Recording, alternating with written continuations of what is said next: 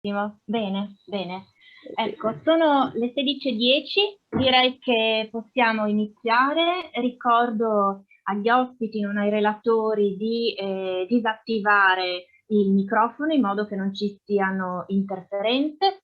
Porto un saluto a tutte e a tutti, un benvenuto a nome dell'Istituto Friulano per la Storia del Movimento di Liberazione di Udine, che è il promotore del convegno e la resistenza nell'era digitale, archivi, luoghi e memoria. Innanzitutto vorrei ringraziare i relatori e le relatrici che hanno accettato il nostro invito, devo dire tutti anche con entusiasmo, e vorrei ringraziare l'Istituto Nazionale Ferruccio Parri che ci ha concesso il patrocinio e tutti gli enti che hanno collaborato con noi per questa iniziativa, quindi l'ANPI, in particolare il Coordinamento Regionale Friuli Venezia Giulia, l'Istituto Piemontese per la Storia della Resistenza e della Società Contemporanea Giorgio Agosti, l'Istituto Storico Parri di Bologna, l'Archivio Beneditta, Fonti e Risorse Digitali e Resistenti. Ringrazio anche la Regione Autonoma Friuli Venezia Giulia che ci ha dato il suo sostegno. L'idea di questo convegno è nata dalla considerazione che le nuove tecnologie ormai rivestano nello studio e nell'insegnamento della storia e nella sua divulgazione un ruolo sempre più importante e incisivo. Il focus di oggi però sarà concentrato sulle iniziative legate alla storia e alla memoria della Resistenza, come avrete potuto capire dai titoli degli interventi, attraverso delle esperienze di digitalizzazione di archivi, di creazione di database, oppure applicazioni che permettano di conoscere luoghi, protagonisti e contesti storici. Con esempi, buone pratiche che sono già in parte state avviate sia a livello nazionale che a livello più locale. Abbiamo esempi del Piemonte, della Toscana, dell'Emilia Romagna e del Friuli Venezia Giulia.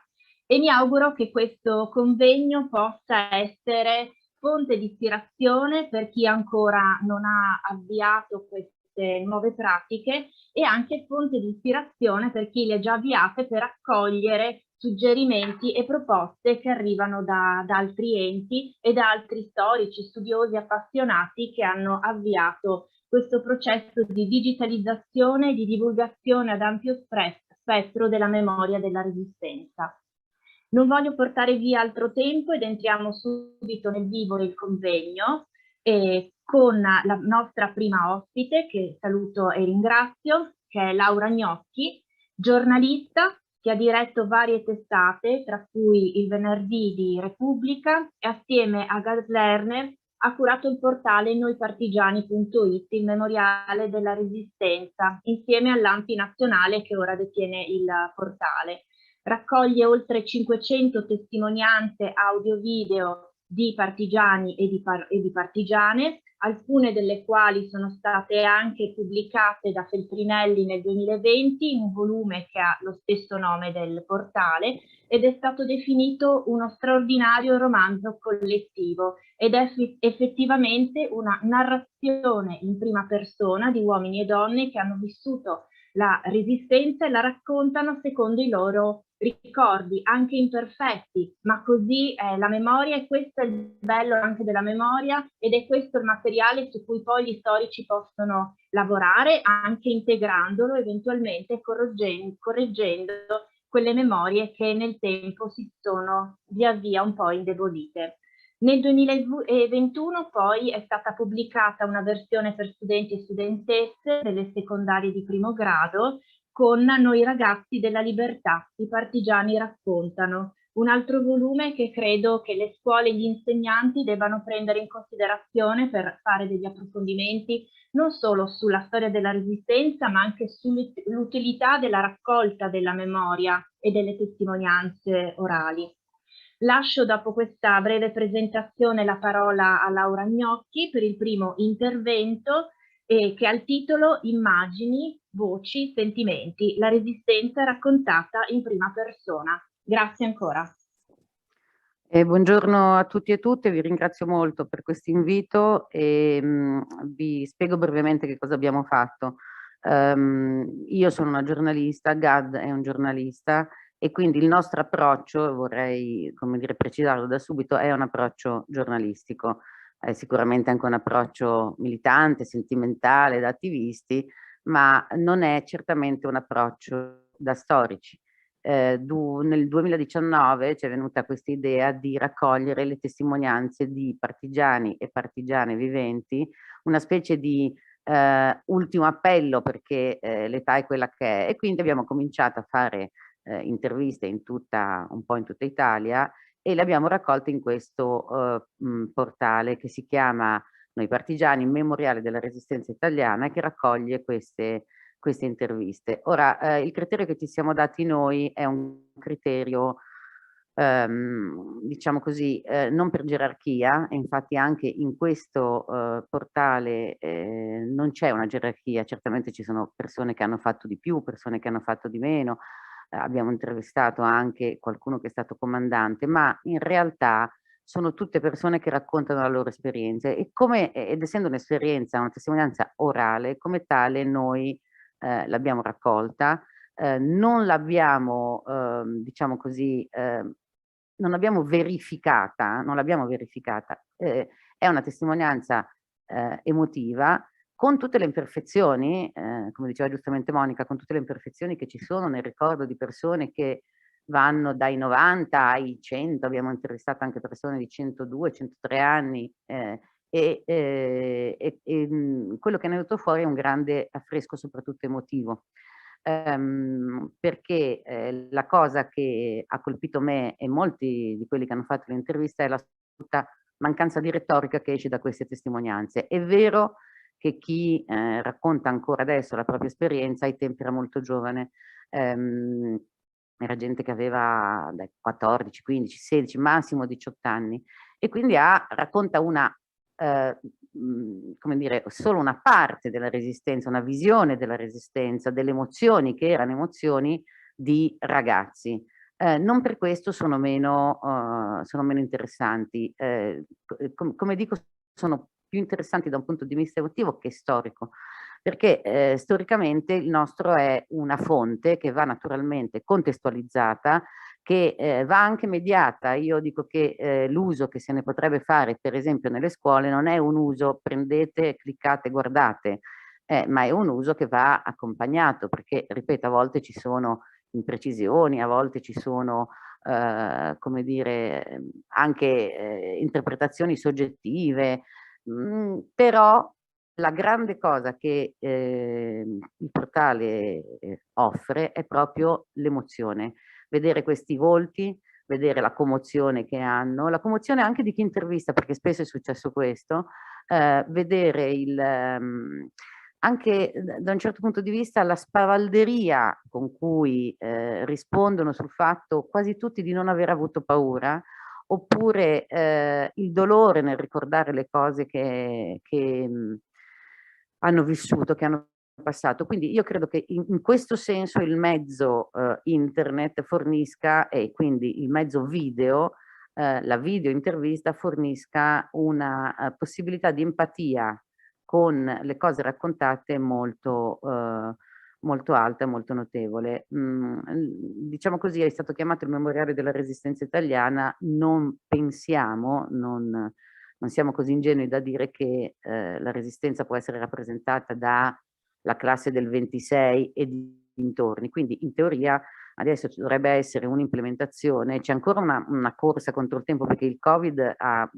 ci ha un po' azzoppato in questo progetto, perché è quasi un anno di fermo, però e tutto sommato quando abbiamo ripreso a fare le interviste ovviamente la situazione come dire, era nettamente peggiorata, però ci sono ancora delle persone che possono raccontare la loro storia, io ne ho fatte di recente alcune a Massa, quindi la priorità è quella di terminare questa raccolta, e poi quella di implementare con altre interviste. In generale, come dire, in molte sedi ampi ci sono interviste fatte nel passato, e quindi potrebbero essere prese e messe su questo memoriale, giustamente ne parlavo l'altro giorno proprio con Barbara Berruti, e lei da storica suggeriva teniamo distinti il momento in cui sono state raccolte, ed è così perché sono, come dire, interviste raccolte come diciamo ultima testimonianza. Abbiamo addirittura avuto un caso incredibile di un signore che ha rilasciato la sua testimonianza e dopo un'ora è morto, cioè si è messo sulla sua poltrona, ha chinato la testa e è morto. Quindi ci sono state anche delle esperienze umane molto, molto forti, molto profonde. L'idea poi, ripeto, è quella di implementare questa raccolta con testimonianze che sono state raccolte negli anni e che sono un po' disperse nelle varie sedi dell'ANPI. Lo specifico del mezzo internet. Allora, molto banalmente il discorso è quello di un'accessibilità. È molto semplice cliccare noipartigiani.it ed entrare volendo all'interno di queste interviste. Ci siamo posti un problema che era quello naturalmente di doverle in qualche maniera accorciare, editare, perché spesso sono molto lunghe. Lo abbiamo fatto non rispettando i tempi internet. Ecco, a questo diciamo così non siamo arrivati, perché è veramente molto difficile riassumere il discorso di una persona che racconta una parte importante della sua vita e che la racconta da novantenne, dare un ritmo che sia, come dire, fruibile dall'utente medio di internet. Quindi hanno tutta una lunghezza, diciamo che la lunghezza se la sono conquistata in base a quello che raccontano, per cui ci sono interviste che durano 5, 6, 7, 8 minuti, alcune che ne durano 15, alcune che ne durano 25. Che strumento potrebbe essere questo? Nulla, nel senso che potrebbe essere certamente un aiuto agli storici, è uno strumento che come dire, non è stato contestualizzato, un po' come dire, molto banalmente anche per questioni di tempo, risorse e forze in campo, ma anche perché sostanzialmente non è il nostro mestiere, non è il mestiere mio, non è il mestiere di Gad. Quello che noi pensiamo è che possa essere uno strumento per lo storico che eventualmente poi volesse approfondire, può fare la richiesta all'ANPI di avere anche l'integrale dell'intervista medesima, oppure anche uno strumento didattico, ma ripeto, uno strumento didattico che in qualche maniera va raccontato e mediato.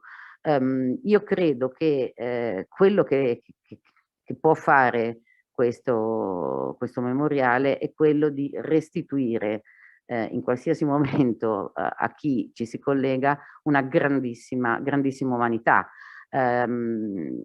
Io sono sempre commossa dal racconto di Gustavo Tolenghi, che ai tempi era un bambino di 11 anni e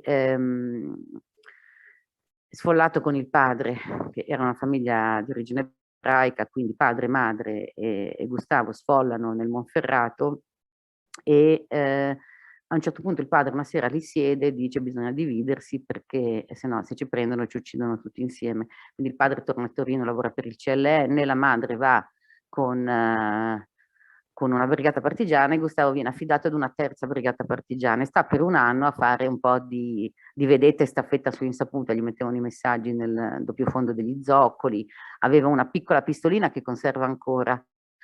Ecco, per esempio, vedere lui che mostra questa pistolina dà veramente, l'immagine dà veramente la sensazione, leggerlo un conto, ma vedere lui con in mano questa pistolina piccolissima, che poi naturalmente non ha mai usato, dà la sensazione di quanto fosse incredibile l'esperienza che ha vissuto, anche perché è arrivato a Torino con la sua brigata partigiana, mentre tutti festeggiano, lui rispetta l'appuntamento che ha dato il padre, che dice se siamo tutti vivi ci troviamo in Piazza Castello sotto il monumento del Duca d'Aosta. Lui va un giorno e non arriva nessuno, il secondo giorno non arriva nessuno, il terzo arriva il padre, il quarto arriva la madre. Ecco, vedere l'emozione con cui lui racconta questa sua sensazione di undicenne che sta sotto il monumento a capire se è orfano o se non è orfano, credo che sia una cosa che può rendere solo un'intervista fatta in video. Ecco, per cui e mi taccio, credo che il lavoro fatto sia, sì, certo ci sono i libri anche che sono nati, germinati da questa nostra esperienza, però che il grande valore della nostra esperienza sia stato esattamente quello, cioè condividere, essere empatici con quelle emozioni.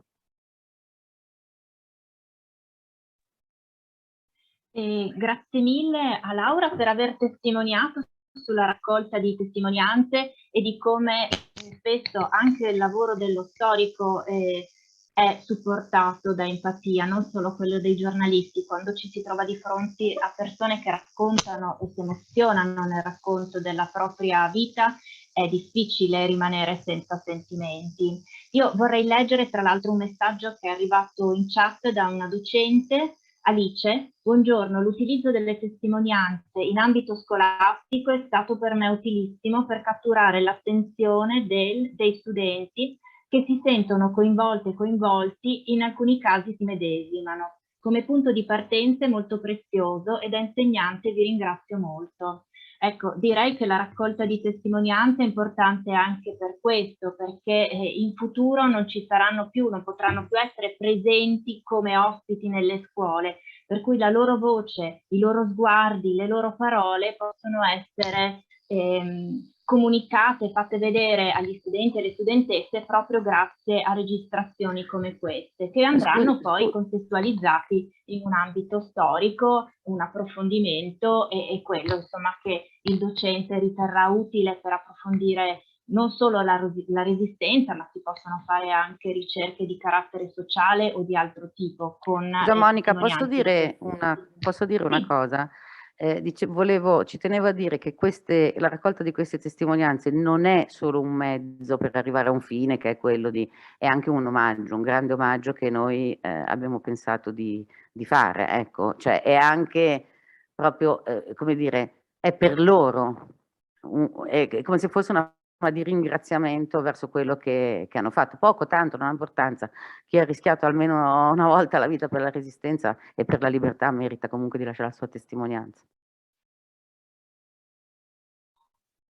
Perfetto, credo che questo comunque si percepisca anche dai volumi che avete poi scritto per corredare questo lavoro e anche da come il lavoro è stato gestito, perché fare 500 o raccogliere 500 interviste non può che essere mosso anche da grande passione, dalla volontà di dare un tributo il più possibile esteso e democratico, come mi sembra sia stato gestito questo sito.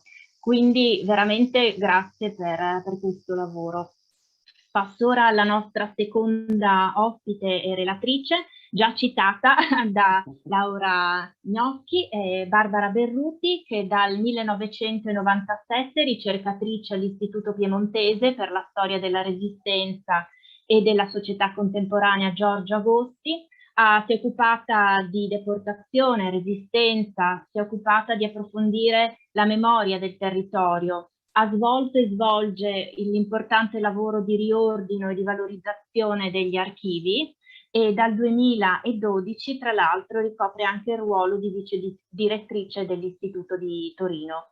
È stata però una tra le anime che ha avviato la ricerca diretta da Claudio Della Valle per il censimento che poi è convogliato in una banca dati di partigiani, combattenti, patrioti e benemeriti, realizzato grazie alla documentazione dell'ufficio Ricompart, di cui Barbara poi ci parlerà estesamente. Una ricerca che era iniziata a livello regionale in Piemonte e che poi, per nostra fortuna, e ancora sta proseguendo, si è estesa a livello nazionale grazie alla collaborazione e all'interesse dell'Istituto Centrale per gli Archivi.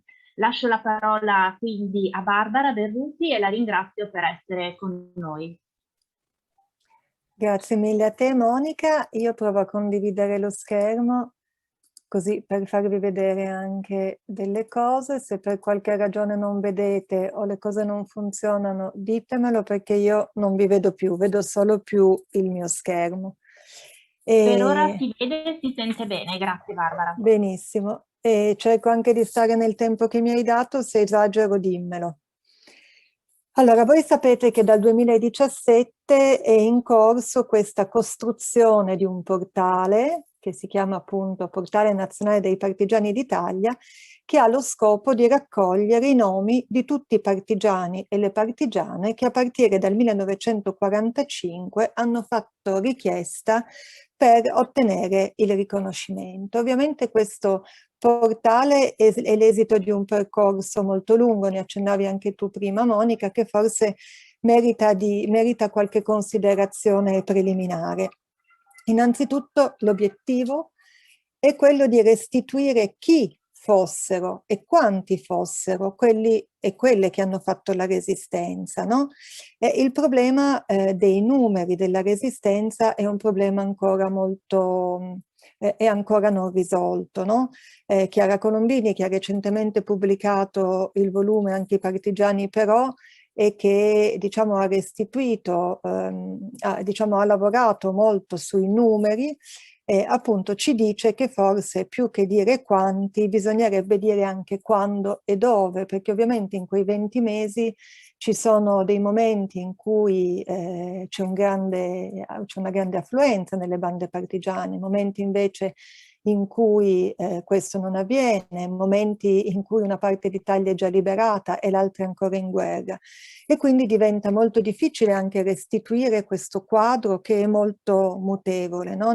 Per fare solo qualche esempio, nella grande estate partigiana noi parliamo di 70-80 mila partigiani combattenti, questo numero scende nel novembre del 44 e alla fine della resistenza siamo intorno ai 250.000 partigiani, dico sempre combattenti. E allora, quando si è cominciato a porsi la domanda di chi fossero questi partigiani, era proprio in quel 1991 di cui accennava prima Monica Manueli, l'anno in cui Claudio Della Valle, che allora insegnava all'Università di Torino e collaborava però anche con l'Istituto della Resistenza in Piemonte, manda un progetto alla Regione, sottolineando come nei decenni precedenti, no, siamo nel 91, quindi ci stiamo avvicinando al 50° della Resistenza, e Della Valle scrive: nei decenni precedenti il dibattito storiografico intorno alla Resistenza è stato soprattutto caratterizzato da studi prevalentemente militari e politico-militari. E oggi sappiamo, oggi in quel 91, e oggi non sappiamo molto poco del rapporto proprio tra partigiani e società civile. Quindi il problema era quanti erano i partigiani, chi erano, quale provenienza sociale avevano, no? E quali percorsi individuali avevano compiuto. Ecco, queste domande si inserivano allora in un dibattito che si stava aprendo proprio in quel momento lì. Siamo appunto negli anni 90, nel 1991 era uscito il libro di Claudio Pavone che modifica la storiografia sulla Resistenza, il volume Una guerra civile, saggio storico nella moralità della Resistenza, in cui per la prima volta vengono messi al centro dell'attenzione proprio i protagonisti, con le loro soggettività, con le loro motivazioni, con le loro scelte. Ecco, il lavoro piemontese si colloca proprio all'interno di questa cornice, cioè capire davvero chi erano soggettivamente questi che avevano fatto la Resistenza, no? C'era stato anche un precedente con il volume Società civile e insorgenza partigiana di Achille Ardigò, cominciavano a esserci degli studi locali proprio per capire appunto chi fossero questi partigiani. Però appunto la domanda è quella che poi porta all'individuazione di una fonte, della fonte che sembra che possa in qualche modo rispondere più di altre appunto alla domanda: chi sono i partigiani? Chi sono i partigiani e le partigiane? La scelta migliore appunto è quella di rivolgersi a questo archivio che oggi chiamiamo archivio Ricompart. La strada in Piemonte era facilitata perché c'era stato un precedente. L'Istituto della Resistenza di Cuneo aveva già fatto dei sondaggi e preso, diciamo, dei primi contatti per poter consultare lo schedario di questo archivio, che oggi è depositato presso l'Archivio di Stato di Roma, quindi diciamo è un archivio appunto depositato nell'Archivio di Stato di Roma, ma nel 1991, cioè quando comincia questo lavoro, è ancora un archivio di lavoro, un archivio consultato che viene utilizzato dagli uffici e si trova al Ministero della Difesa. Ora, questo archivio aveva tutta una serie di fonti, tra loro diverse. Una di queste fonti erano i fogli notizie, cioè le informazioni che venivano date sui singoli partigiani, informazioni anagrafiche, chi erano, di chi fossero figli, che cosa facessero, eccetera, e in quali formazioni avessero militato. Poi c'erano i verbali di operazioni di riconoscimento, c'erano degli elenchi progressivi, no, dei partigiani messi su appositi schedoni, perché comunque diciamo venivano pubblicati l'elenco dei partigiani, no? Questo è quello che pubblica la Commissione regionale marchigiana. E poi c'erano dei fascicoli personali che contenevano tutta la documentazione, quindi contenevano i fogli notizie, contenevano magari le lettere dei comandanti partigiani, contenevano documentazione varia. E attraverso tutti questi documenti le varie commissioni, entrerò poi più avanti nel merito delle commissioni, valutavano se il partigiano poteva ottenere la qualifica di partigiano combattente oppure di patriota. Ecco, vedete, questi sono i verbali delle commissioni. Questo, vedete anche qui un altro foglio notizie più dettagliato. Il gruppo di ricercatori piemontesi si chiede quale sia la fonte migliore, cioè quale sia il documento che si può utilizzare perché diciamo restituisca perché meglio restituisca l'identità di questi partigiani. Allora, i fascicoli personali non erano ancora disponibili per ragioni di riservatezza, perché potete immaginare nei fascicoli personali, per esempio nel caso di un mutilato c'erano anche dati relativi alla salute, eccetera, quindi non potevano essere messi a disposizione. I fogli notizie erano molto frammentati, alcuni li avevano, altri non li avevano, eccetera. Invece i documenti che avevano tutti, che c'erano appunto per tutti i partigiani che avevano fatto richiesta, era quello che vedete qui, cioè la scheda nominativa. La scheda nominativa è quella poi che è anche alla base del lavoro che è fatto con il portale Partigiano d'Italia. La scheda nominativa era omogenea per commissione, e anche su questo tornerò, però diciamo era lo schedone che veniva posto davanti al fascicolo e quindi era diciamo una delle fonti più omogenee.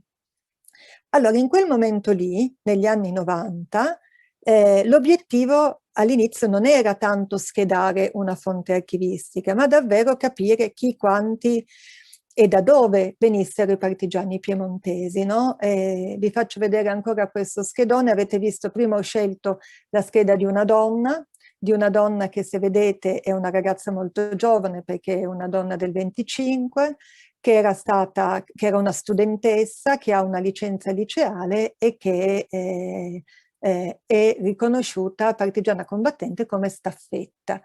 All'interno delle stesse schede abbiamo invece un'altra figura, che è quella di Dante Livio Bianco, che è stato un grande comandante partigiano in Piemonte molto noto. La scheda ovviamente è più ricca, è un avvocato, un partigiano combattente e un uomo del 1909. No? Ho scelto proprio queste due schede un po' per restituire anche quanto fossero diverse le persone che avevano aderito al movimento di resistenza. E vi dicevo, la ricerca in realtà non aveva l'obiettivo di schedare una fonte, ma proprio di restituire chi erano i partigiani, che cosa facessero, da dove provenissero. Tuttavia questa fonte risultò talmente interessante, talmente ricca, e comunque vi erano tantissime schede, che di fatto i lavori degli anni successivi, fino al 1995, si incentrarono esclusivamente sulla schedatura. Dopodiché proprio grazie a questa schedatura poterono essere fatti per il 50° dei lavori molto interessanti, anche diversi. Per esempio tutti gli istituti della Resistenza del Piemonte fecero una mostra che si intitolava Con le armi e senza le armi, in cui proprio al centro della mostra c'era questo rapporto fra la guerra partigiana, il territorio e la società civile, perché finalmente attraverso queste schede emergeva la partecipazione della società civile. E intorno al 2000, dunque questa banca dati venne, diciamo, costruita, siamo appunto negli anni 90, quindi i sistemi erano ancora molto antiquati rispetto a come possiamo immaginarli oggi, quindi era un vecchio DB. I ricercatori dovevano venire in istituto, consultare questa banca dati che comunque era messa a disposizione e diciamo trovare le informazioni che interessavano loro. Intorno agli anni 2000 l'istituto fece invece una scelta diversa, cioè decise di mettere questa banca dati, che era appunto una banca dati interna di lavoro per esperti, di metterla sulla rete, su internet. Questo coincideva anche con un momento di passaggio, l'Istituto Piemontese si trasferiva, aveva una sede molto più prestigiosa, ma era proprio l'idea di divulgare questi dati, di metterli a disposizione di tutti sul web. E quindi dalla fine di maggio 2005 questa banca dati è pubblicata sul nostro sito internet e vedete qui la maschera di accesso, Parchigianato Piemontese Società Civile. Vedete che sono 108.000 nominativi, che è un certo tipo di ricerca, no? Perché in alcuni c'è solo appunto il nome, il cognome e la qualifica, in altri è specificato anche il mestiere, oppure appunto ci sono più dati. Ma la cosa importante di questo lavoro, che è ancora in itinere, perché nella banca dati adesso ci sono tutte le commissioni, ma ne mancano 3. Manca ancora la commissione Triveneto, manca ancora la commissione per l'Abruzzo e manca la commissione di secondo grado. Però insomma avete visto che su 11 commissioni, diciamo, ne mancano 9 di quella regionale e poi appunto quella di secondo grado. Finisco dicendo che vale la pena ricordare che questa è una banca dati che poggia su una fonte precisa e che restituisce i dati di quella fonte. Quindi sappiamo benissimo che alcuni partigiani non hanno chiesto il riconoscimento, che altri non l'hanno ottenuto, che per esempio la fotografia della partecipazione femminile è molto distorta, perché il criterio adottato allora è stato prevalentemente militare, ma questa è la fonte principale da cui si può partire, perché sono quelli che avevano i requisiti di legge e i requisiti morali verificati dalle commissioni per ottenere una qualifica. Ed è la base da cui partire per riflettere sull'identità di quegli uomini e di quelle donne che ci hanno portato dalla dittatura alla Repubblica e per ragionare sulla resistenza in un contesto finalmente nazionale. Grazie. Grazie a te Barbara per questa esaustiva relazione che ci permette anche di capire come nascono, si sviluppano queste banche dati, che non sono così immediate ma sono frutto di studio, di ricerca, di riflessione, partono magari da progetti più piccoli, poi se ne capisce l'utilità e vengono pian pianino ampliati, includendo anche altre regioni, Piemonte, la Liguria, poi a livello nazionale. E l'altra cosa che balza subito agli occhi è il dialogo che si può creare, ad esempio, fra il portale Noi Partigiani e la Banca Dati Partigiani d'Italia. Sicuramente uno dei lavori che si può fare anche con le scuole è quello di fare un raffronto e di cercare ad esempio la scheda del Ricompart di uno dei partigiani e delle partigiane che è stato intervistato, in modo tale da approfondire in qualche modo anche il profilo biografico. Proseguiamo ora con un'esperienza di lavoro completamente diversa, di contatto diretto anche con il territorio. Abbiamo come ospite Luisa Cigognetti, che è responsabile della sezione audiovisivi dell'Istituto Storico Parri Emilia-Romagna di Bologna. E Luisa ha insegnato teoria tecnica del documentario storico al Master in Comunicazione Storica dell'Università di Bologna.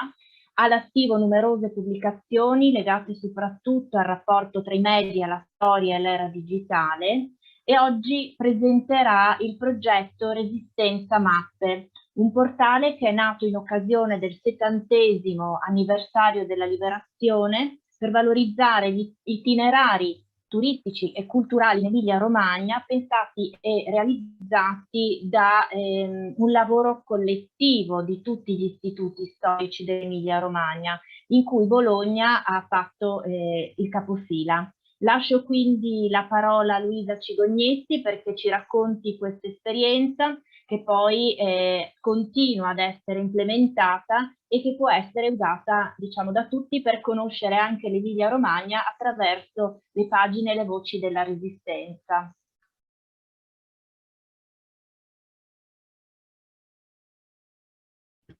Sì, buongiorno a tutti, grazie all'Istituto di Udine e a Monica Emanuelli per avermi permesso di essere qui con voi. Resistenza Mappe, anch'io provo a condividere lo schermo, voi mi dite se si vede, ok, no, vedete, voi lo vedete? No. Si vede, sì, si vede molto bene, si vede bene, ci sentiamo bene. Solo io non lo vedo, ecco, me lo guardo da sola qua, in un altro modo. Allora, sì, Resistenza Mappe è un progetto che nasce nel 2013, quando si pensava, assieme alla rete degli istituti storici dell'Emilia-Romagna, a come degnamente celebrare gli anniversari, appunto, dalla nascita della Resistenza fino alla liberazione. E ci venne in mente innanzitutto questo. Come rete degli istituti storici assieme alle AMPI, noi siamo coloro che custodiscono gli archivi della Resistenza e quindi siamo quelli che a maggior titolo possiamo e abbiamo in questi ormai tanti anni. L'Istituto di Bologna nasce alla fine degli anni 50, quindi in questi 60 anni, più di 60 anni di lavoro sulle fonti della Resistenza, forse eravamo il soggetto più, come dire, titolato per pensare di socializzare, comunicare e anche formare un pubblico che non era più quello degli studiosi e degli storici che vengono tuttora, nei nostri archivi e nelle nostre biblioteche. Era l'epoca, il 2013, in cui le app andavano molto di moda, no? I musei cominciavano a fare le app,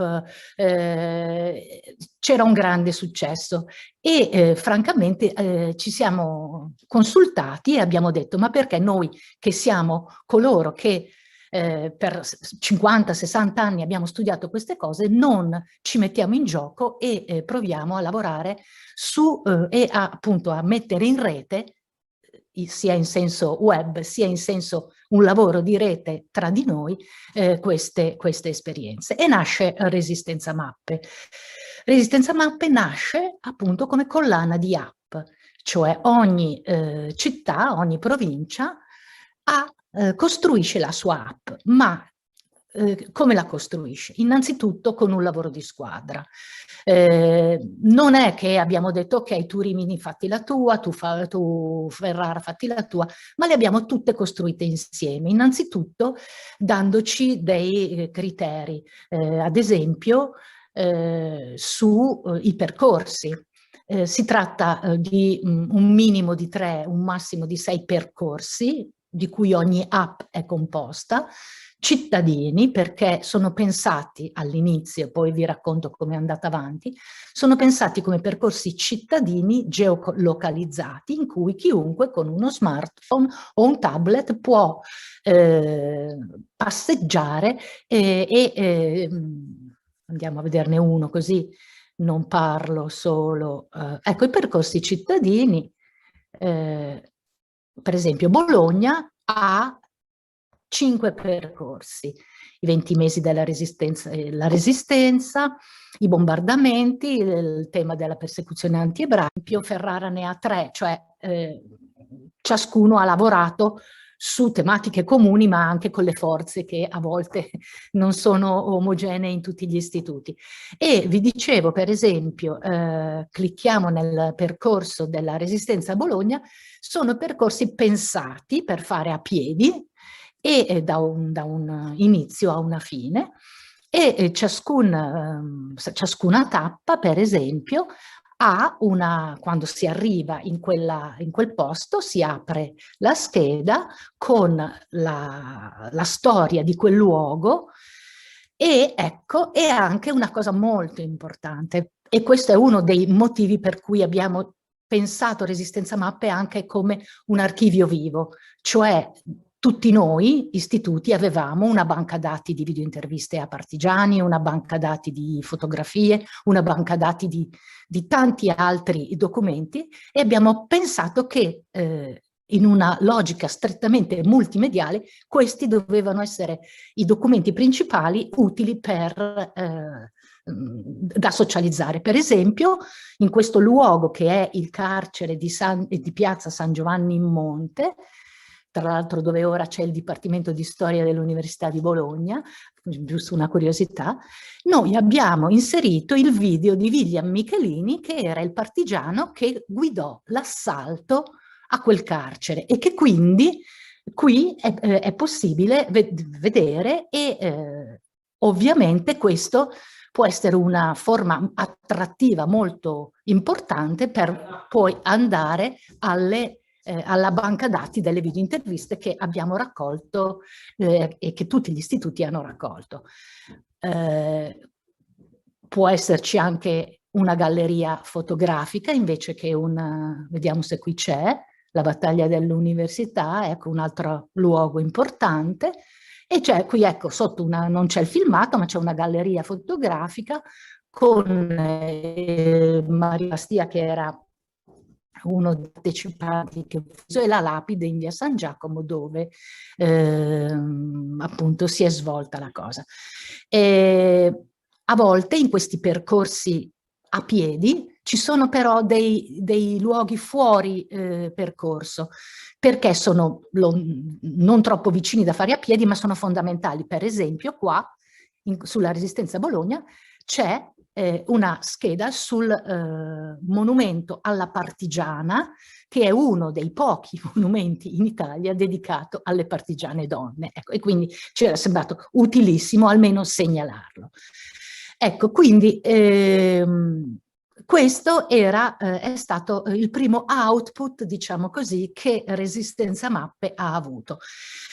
Ogni provincia ha la sua app con i suoi percorsi, e queste 10 app vennero inaugurate a seconda della data di liberazione delle varie città, cominciando da Rimini, che è stata liberata nel settembre del 44, poi adesso non ricordo tutte le date, Ravenna nell'ottobre del 44, e via via fino a Piacenza, ovviamente alla fine di aprile del 45.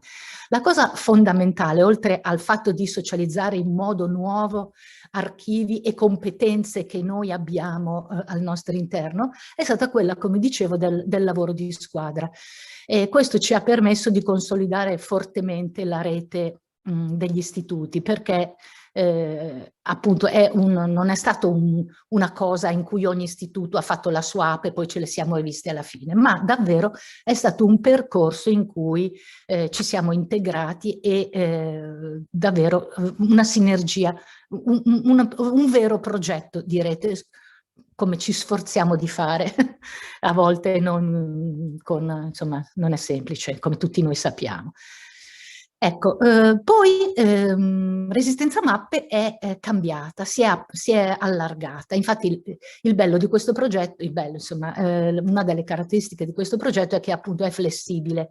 Voi sapete meglio di me che le tecnologie informatiche cambiano a un ritmo pazzesco, e quindi anche dal punto di vista tecnico ogni anno noi dobbiamo non solo rinnovare i protocolli informatici, i permessi volevo dire che l'app è sia scaricabile online dal portale, ma anche tramite l'Apple Store e il Google, come si chiama quello di Google? Il Google, insomma, l'Android, lo store di Android. Però ecco, non è che un portale anche sta lì, è fatto e sta lì. Per vivacizzarlo bisogna implementarlo e rinnovarlo, e quindi qualche tempo dopo abbiamo pensato anche a dei percorsi extraurbani, stavolta da fare in bicicletta o anche in macchina. E quindi, per esempio, andiamo nella campagna cesenate, c'è un percorso a 9 tappe da fare in bicicletta o appunto in macchina, in cui ci sono tematici anche questi percorsi. Qui è piuttosto questo dedicato all'antifascismo e quindi anche alla repressione antifascista nelle campagne. Qui ci sono per esempio dei crediti, eccetera. Oppure lungo il Po, un altro percorso, questo è un po' più lungo, è da fare in macchina, ci sono segnalate come dire, le opzioni, ma preferibilmente in macchina, in bicicletta, eccetera. E anche questo racconta un po' di percorsi extraurbani. Ecco, qui in alcuni di questi percorsi ci sono delle partnership, in questo caso la Federazione delle Biciclette di Parma. Cosa mi è successo? Adesso torniamo indietro. Ecco qua, eccetera.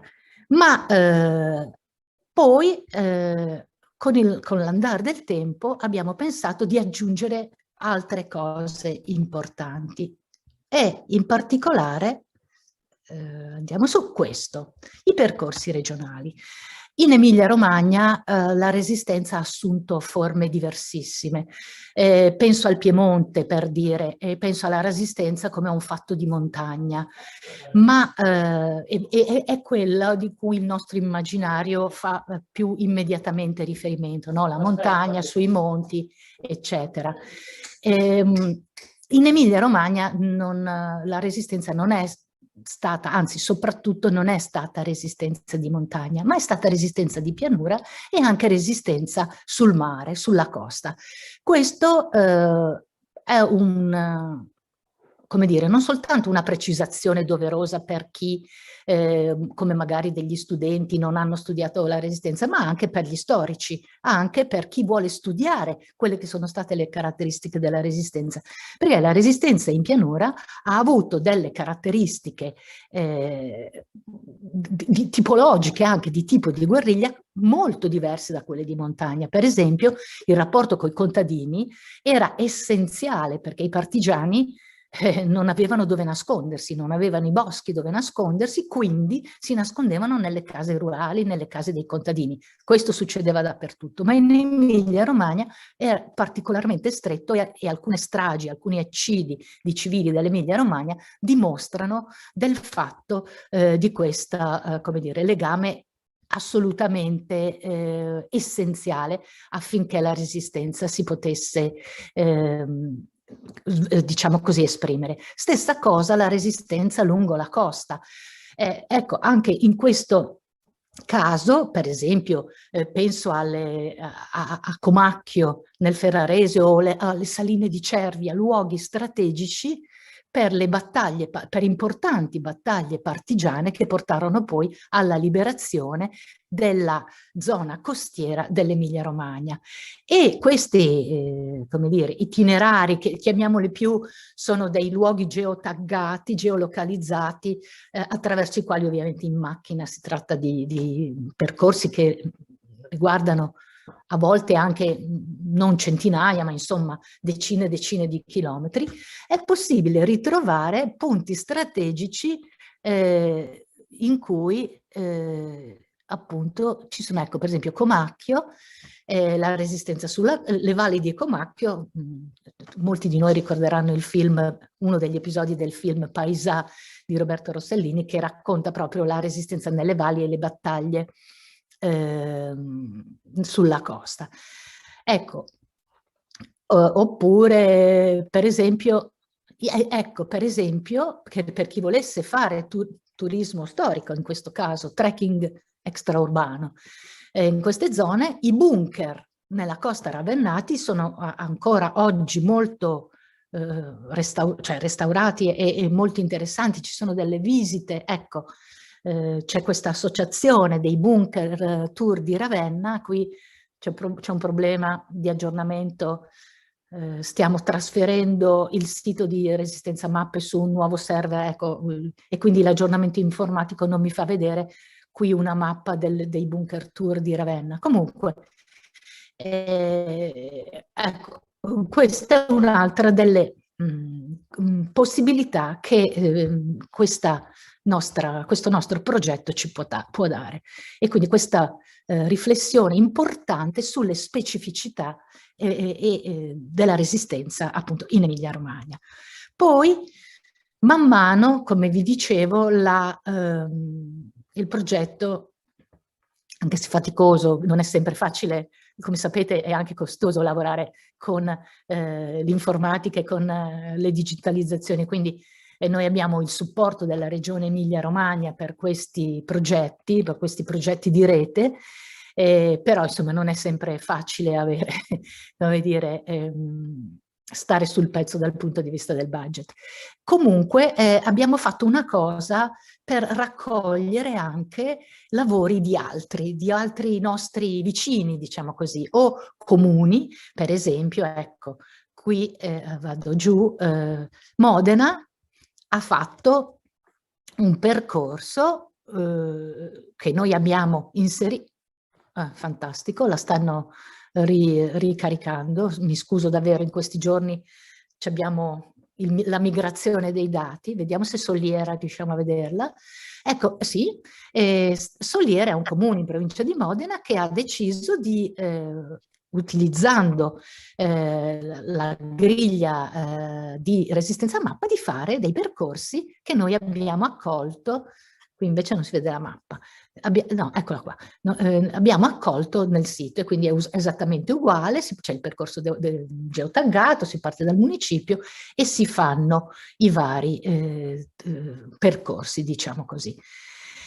Oppure, apro un capitolo, i progetti didattici.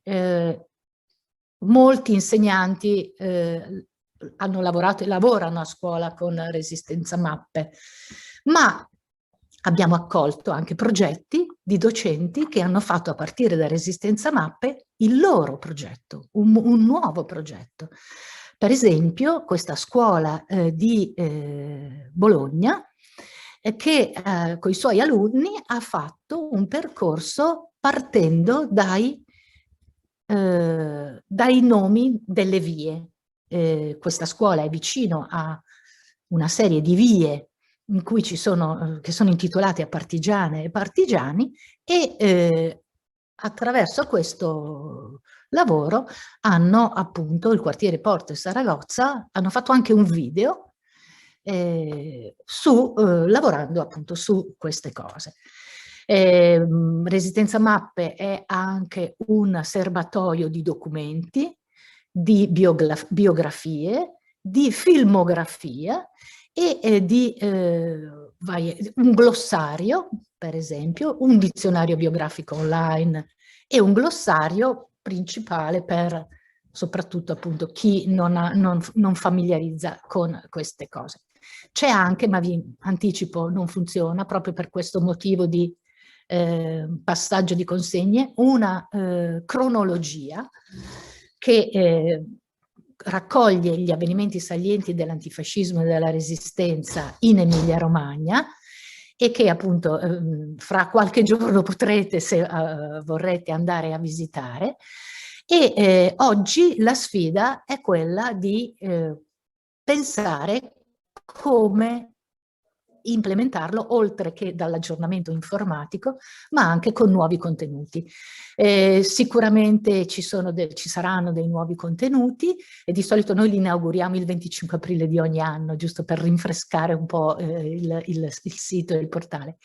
E quindi, insomma, direi che per ora mi fermerei e ecco, qui siamo.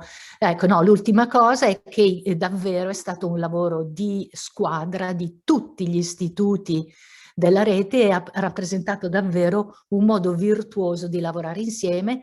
Oltre a Resistenza Mappe poi siamo andati avanti come progetti digitali, abbiamo un portale come istituti della rete che si chiama www.900er, che sta per Emilia Romagna.it, dove potete vedere anche altri 10 progetti che dal 2013 a oggi abbiamo implementato dal punto di vista digitale. Grazie. Grazie a Luisa Cigognetti che ci ha dato il modo di conoscere un portale completo, articolato, un portale che è capace di comunicare la resistenza in forma ampia, come abbiamo visto, condivisa e anche socializzante, che è una caratteristica che spesso nella ricerca storica manca e in cui gli utenti possono anche avere un ruolo attivo, itinerante, sui luoghi della resistenza che sono importanti da conoscere anche perché completano la ricostruzione storica e ci danno la possibilità di vedere con i propri occhi gli ambienti a volte modificati di dove si sono svolti i fatti. Quindi c'è un'importanza anche di tipo geografico, una ricostruzione georeferenziata ma che ci fa immergere completamente nei luoghi dove si è svolta la resistenza e dove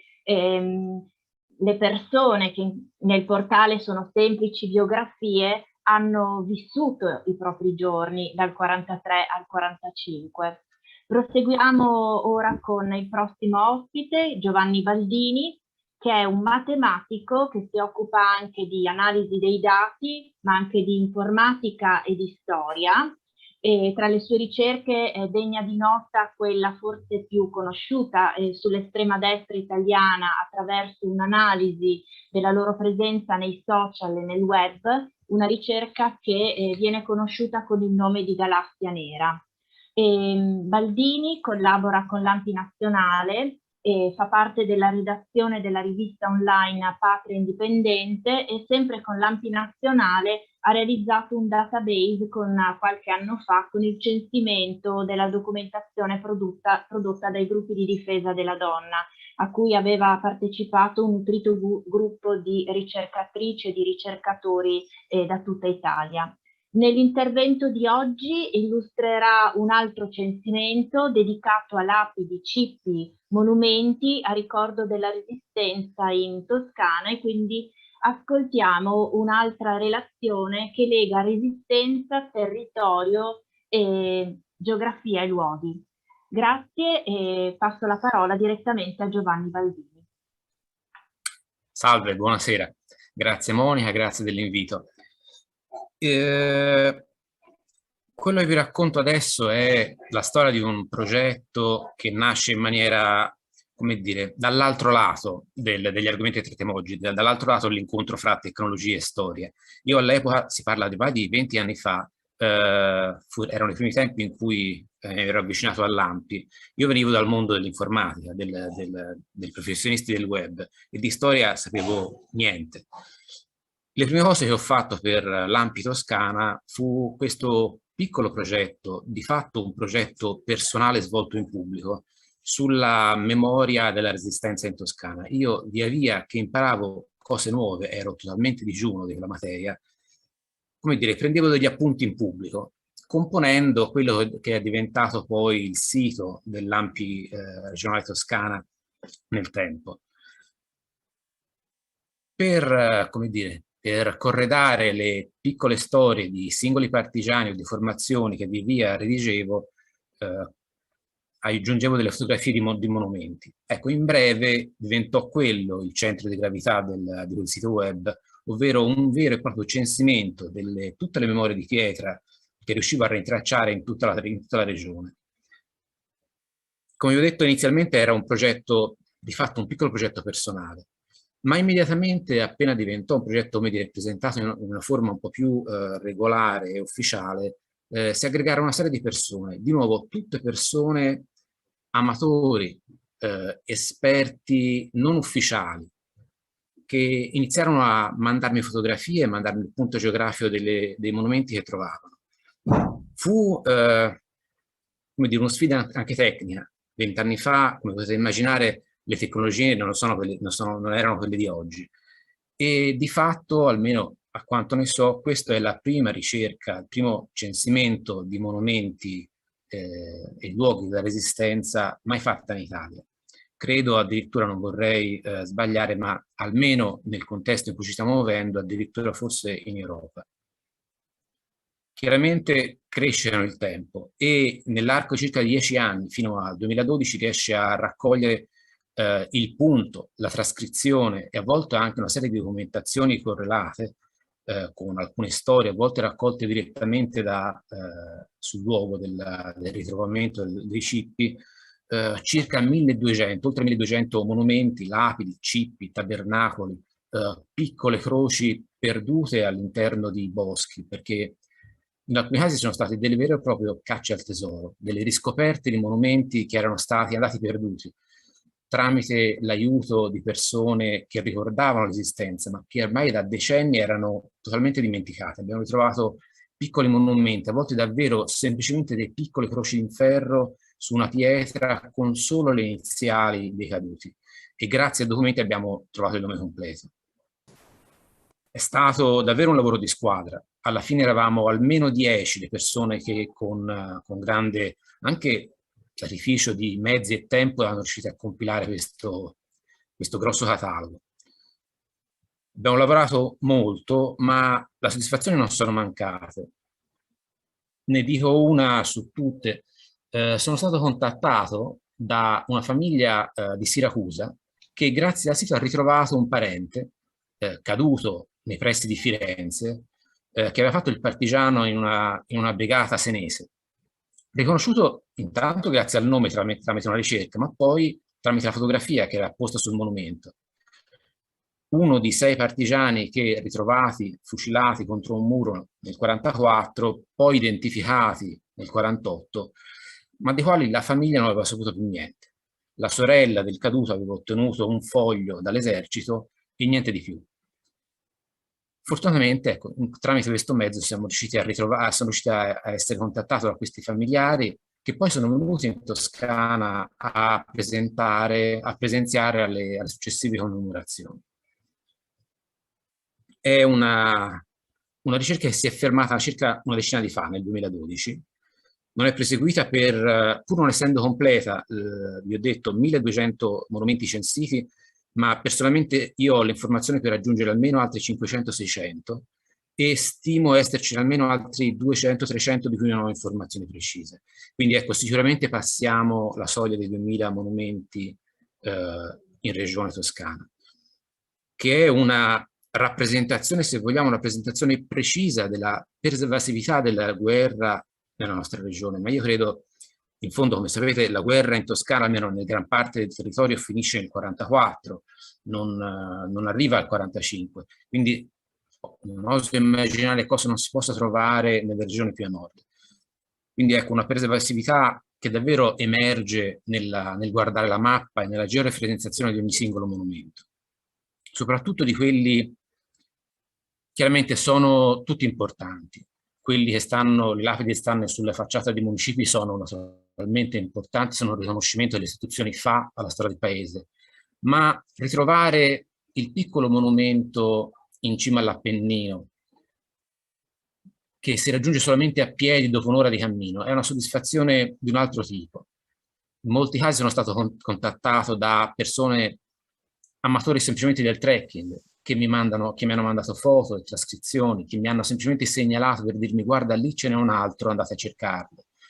L'abbiamo fatto tante volte. Ecco, è stato un lavoro molto interessante. Si è fermato, dicevo, una decina di anni fa per mancanza di tempo, per mancanza anche di risorse, perché potete immaginare che girare per tutta la regione, per colli e montagne, era impegnativo.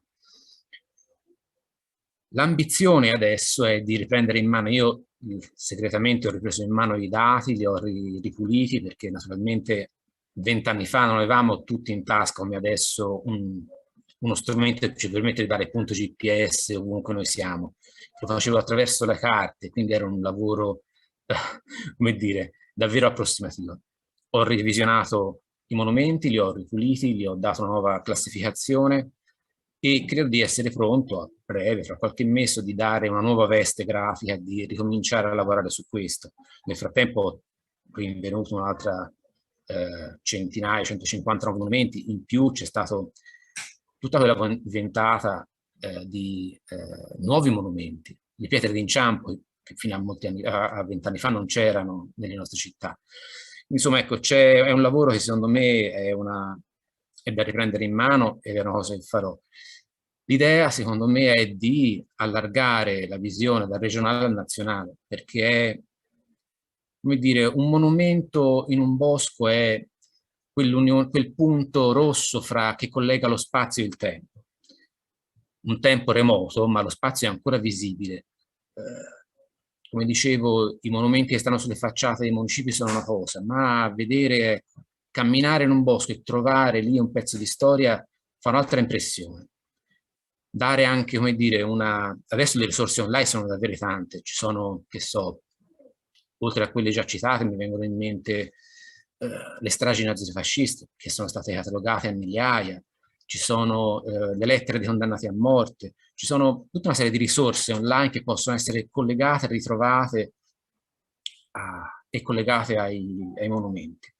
Penso potrebbe essere un campo di lavoro, io voglio vedere se tecnicamente fattibile. Io spero di poter lavorare e lancio anche un appello alle persone che hanno lavorato, ai relatori e agli altri, se possono pensare una collaborazione in questo senso. Probabilmente io spero di poterla lanciare attraverso l'AMPI. Vi ringrazio ancora e buon lavoro. Grazie mille a Giovanni Baldini, che ci dimostra come spesso l'iniziativa di un singolo possa diventare endemica e allargarsi sul territorio, in questo caso regionale, ma speriamo che il tuo appello venga accolto da più di uno e non solo dai partecipanti a questo incontro, e che veramente si possa pensare a una banca dati, a una rilevazione e un censimento di taglio nazionale. Nella provincia pordenonese, ad esempio, è stato fatto, ma è solo su carta, per cui non accessibile a tutti, perché la bellezza di questi lavori è che può essere consultato quando, come, esattamente dove si vuole. E passiamo adesso ad un altro relatore da cui è partito un nuovo progetto di ricerca, Stefano Perulli, che ha un'esperienza ultradecennale nell'ambito del patrimonio fotografico nel Friuli Venezia Giulia. Attualmente è impegnatissimo, collabora con diversi enti, tra cui l'Ente regionale per il patrimonio culturale della regione Friuli Venezia Giulia, con il Centro di ricerca e archiviazione della fotografia che ha sede a Spilimbergo e con l'Ampi di Udine, di cui è responsabile dell'archivio storico. Da lui è nata l'idea di creare un portale archivistico e multimediale di nuovissima creazione, condiviso tra enti del Friuli Venezia Giulia. È stato al momento realizzato grazie all'adesione dell'Ampi di Udine, dell'Ampi di Pordenone e dell'Istituto Friulano per la Storia del Movimento di Liberazione. Il portale è stato creato grazie al supporto informatico della CG Soluzioni Informatiche di Udine, e ci auguriamo che nel tempo possa essere arricchito da altri ospiti e da altri archivi che condividano inventari, scansioni di documenti, materiale digitale, video interviste, tutto quello che può rendere più facile la ricerca a livello archivistico per chi si approccia e fa ricerca nella nostra regione. Lascio quindi la parola subito a Stefano Perulli perché ci racconti un po' la storia e ci spieghi che cos'è Media Archive SVG. Bene, buongiorno, spero mi sentiate. C'è un cenno? Ti sentiamo bene. Ok, tutto bene. Bene, mi scuso per due cose. La prima, che non so se ho la linea stabile, quindi spero di sì, incrocio le dita. La seconda, per sta voce della cavernosa, ma purtroppo mi sono preso un raffreddore, solo quello per fortuna, e quindi spero comunque di essere compreso abbastanza bene.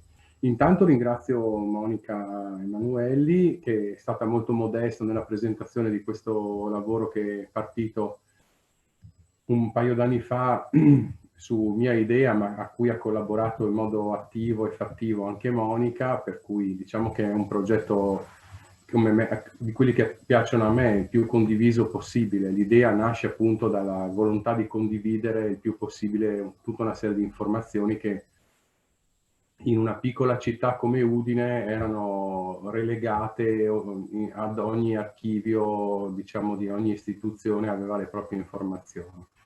E sono sempre più convinto invece che la strada sia quella della condivisione delle informazioni con tutte le cautele del caso, ovviamente, e anche la possibilità da parte di ogni ente di poter gestire le proprie informazioni come meglio crede, però l'idea appunto è una condivisione dei documenti e anche un dialogo tra documenti di matrice diversa, di formazione diversa.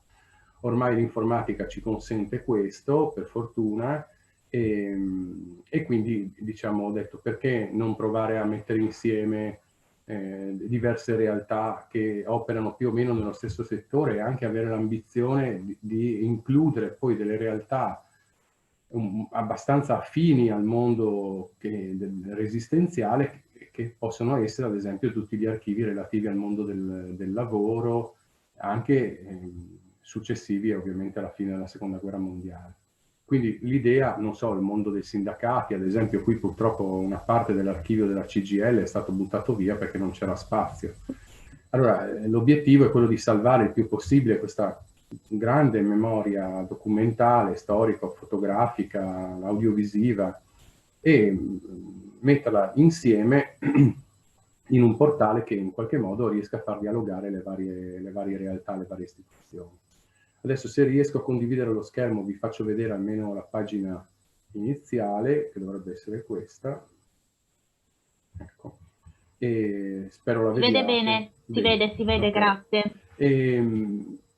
Diciamo il progetto parte, come linea guida c'è stata questa, la volontà, diciamo in questo caso mia, poi con l'appoggio ovviamente soprattutto di Monica che è stata mia compagna nella creazione, nel portare avanti questo lavoro di questo discorso, ma nasce soprattutto dal mio lavoro all'ANPI.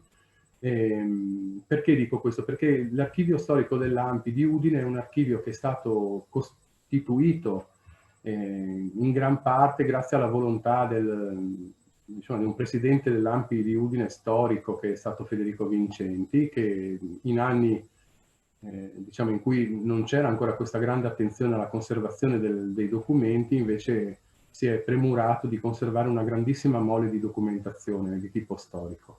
Quindi noi abbiamo la fortuna di avere in archivio all'ANPI tutta diciamo, una serie di faldoni con documentazione storica sia relativa alle vicende del periodo resistenziale, ma anche precedente. Ci sono dei fascicoli relativi ad esempio ai plebisciti di carattere fascista, manifesti elettorali che Vincenti è riuscito a raccogliere nel corso degli anni. E poi che cosa ha fatto il presidente Vincenti? Ha raccolto tutta una serie di fascicoli personali relativi ai partigiani che durante la Resistenza e negli anni successivi hanno in qualche modo inciso sulla società friulana, o perché poi si sono occupati di tematiche vicine al mondo della Resistenza o perché hanno avuto dei ruoli importanti all'interno del movimento resistenziale durante gli anni di guerra.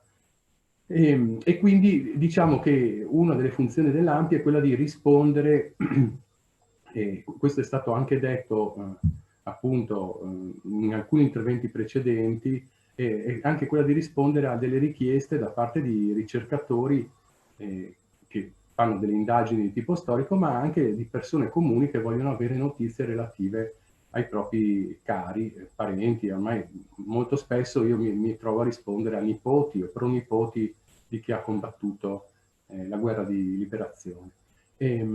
Questo continuo, diciamo, queste continue richieste e il fatto che io in qualche modo spesso debba dire che non ho informazioni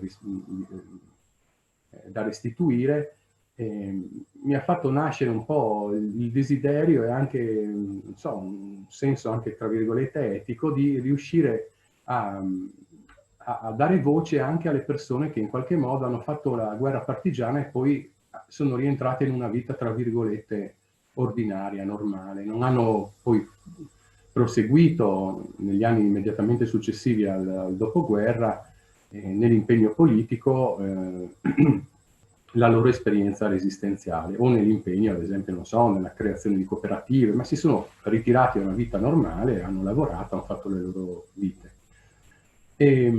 L'inestimabile archivio che ha l'ANPI di Udine poi aveva anche a disposizione tutta una serie di materiali, appunto quelli di cui parlava la professoressa Berruti prima, le famose schede del partigiano prodotte dalle commissioni di riconoscimento. Noi abbiamo quella triveneta che è una di quelle che non compaiono nel sito italiano, non è ancora stata mappata.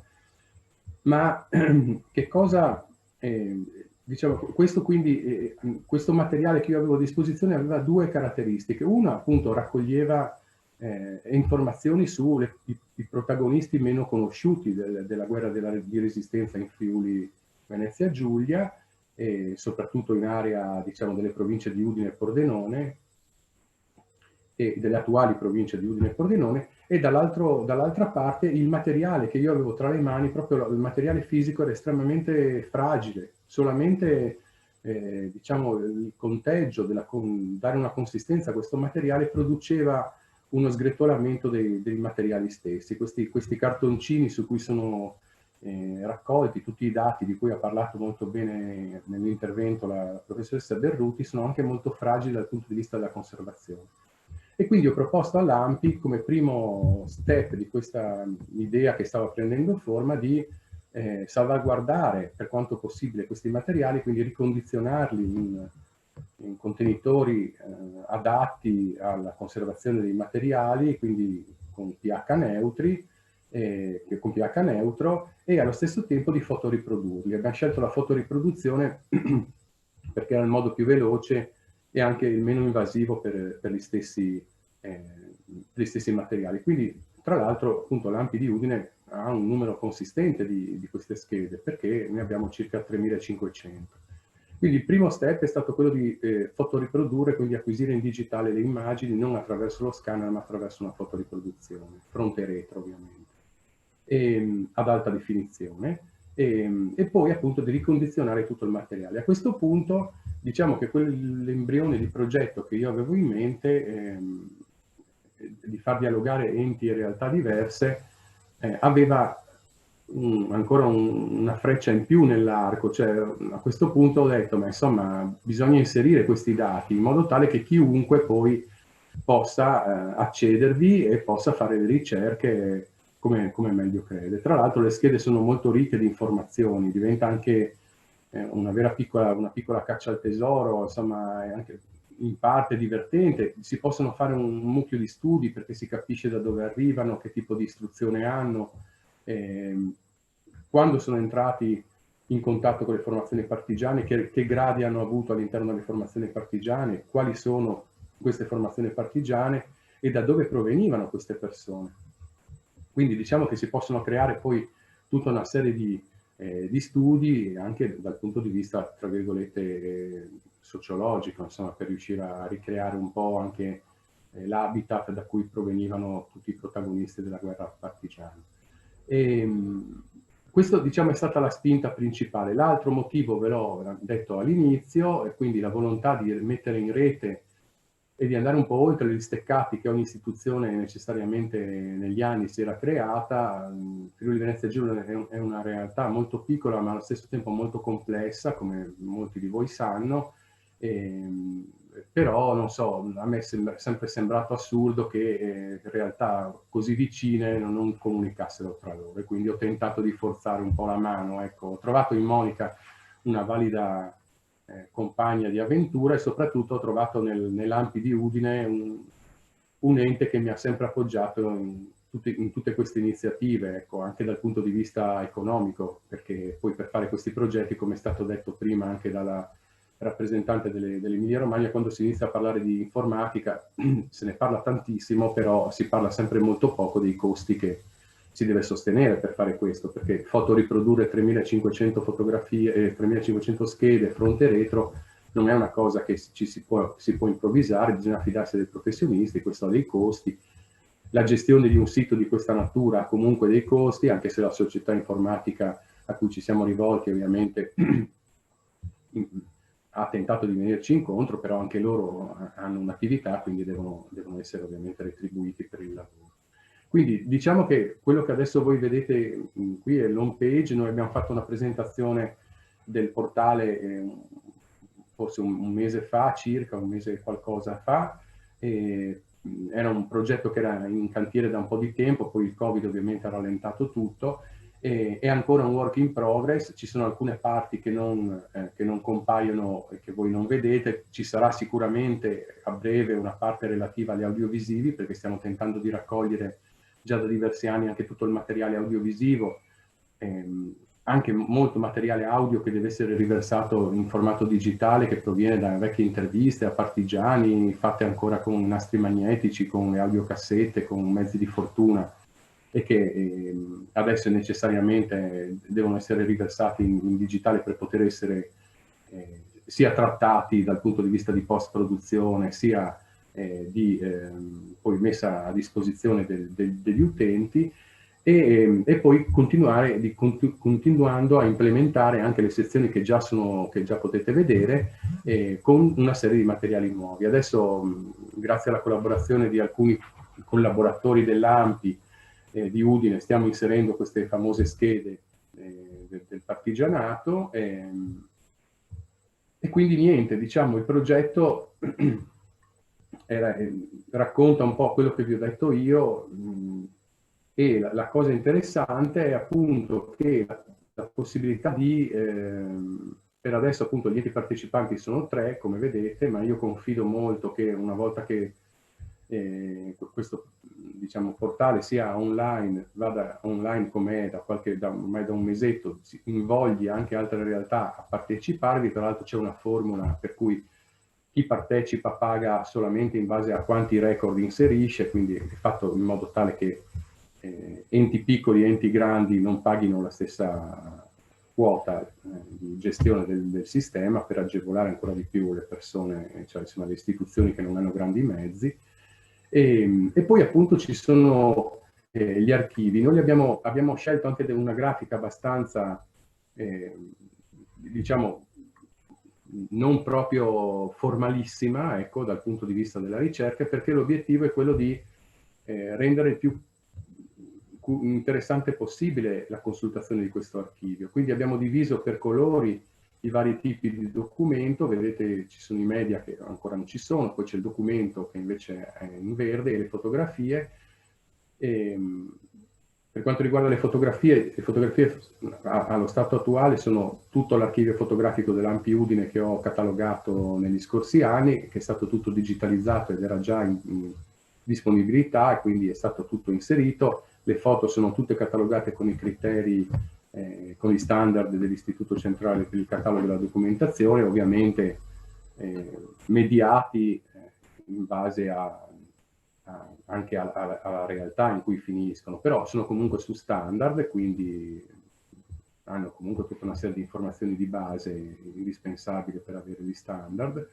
E i documenti arrivano per la maggior parte invece dall'Istituto Friulano del Movimento di Liberazione di Udine, e la cosa interessante, mentre le schede del partigianato per ora arrivano da Lampi di Pordenone e da Lampi di Udine. La cosa interessante è appunto che se io inserisco un nome di un protagonista, insomma, conosciuto da molti, ecco, che questo Lizzero, il comandante Andrea, all'interno del portale faccio la ricerca, se tutto funziona, mi vengono tutti i risultati che ho di Lizzero all'interno dei 2 archivi da cui pesca il sistema. Questo ovviamente su protagonisti della società friulana come Mario Lizzero, che è stato un protagonista importantissimo sia della Resistenza ma anche poi degli anni successivi a livello insomma, di impegno politico e di impegno anche di tipo sociale. Questo mi consente di avere tutta una serie di informazioni che io adesso vi faccio scorrere. Vedete, ci sono tutta una serie di fotografie più tutta una serie anche di documenti che lo riguardano, che provengono da archivi diversi. Questo, più gli archivi confluiscono all'interno del portale, più c'è la possibilità di creare delle intersezioni documentali con vari tipi di documenti. E questo ovviamente consente al ricercatore, ma anche all'appassionato, di non dover andare in 4 o 5 archivi diversi per avere le informazioni, ma di recuperare tutto all'interno di un unico portale. Poi, non lo so, vi posso far vedere, ad esempio qui si apre la fotografia, io posso vedere questa rappresentazione, diciamo, breve della fotografia, qui c'è il codice, poi anche la scheda completa con, diciamo, tutto quello che la scheda contiene. Lo stesso ovviamente avviene per, ad esempio, qui ci sono una serie di criteri di tipo archivistico che ha curato Monica, della parte documentale, divisa per i fascicoli che riguardano appunto Mario Lizzero. Quindi abbiamo, ad esempio, qui ci sono le carte personali con la gerarchia dei fondi a cui afferiscono e la scheda relativa appunto al fascicolo, alla serie di riferimento. Questa parte qui so che Monica la vuole, diciamo, curare in una forma un po' diversa per arrivare un po' più in profondità nell'analisi del documento, però appunto vi ho detto che è un lavoro in progress e quindi ci vorrà un po' di tempo, però insomma bisognava in qualche modo partire. Per quanto riguarda invece le schede del partigiano, ad esempio, non so, abbiamo scelto questa, diciamo, questa formula che consente, cioè non è una formula per ordine alfabetico, ma abbiamo qui la possibilità di scegliere un ordine alfabetico, e qui c'è una sorta di random che mette in primo piano una serie di cognomi e nomi, in modo tale che uno ogni volta che accede al portale vede delle cose diverse, delle schede diverse. È un modo anche, forse l'idea era quella di incuriosire un po' il frequentatore dell'archivio. Possiamo andare sulla scheda, sulla lettera F, per farvi vedere un po' come è strutturata. Qui c'è la scheda, diciamo, completa, e poi qua, se io voglio, vado anche proprio alla scheda vera e propria che ho digitalizzato. In questo caso proviene da Lampi di Pordenone. Poi, se voglio, posso ingrandire la scheda e mi guardo il fronte e il retro. In questo caso qua ci sono appunto i dati del tesseramento, posso poi ingrandire e quindi così, funziona più o meno così. Bene, io penso di essere stato nei tempi, non lo so, ditemi voi, e magari se Monica vuole aggiungere qualcosa che ho dimenticato di dire, visto che ha partecipato in prima persona alla creazione e alla realizzazione anche lei di questo progetto, soprattutto nella parte, diciamo, di strutturazione del portale, ovviamente può intervenire quando vuole e arricchire anche il contributo dato io. Intanto io vi ringrazio e passo la parola a Monica.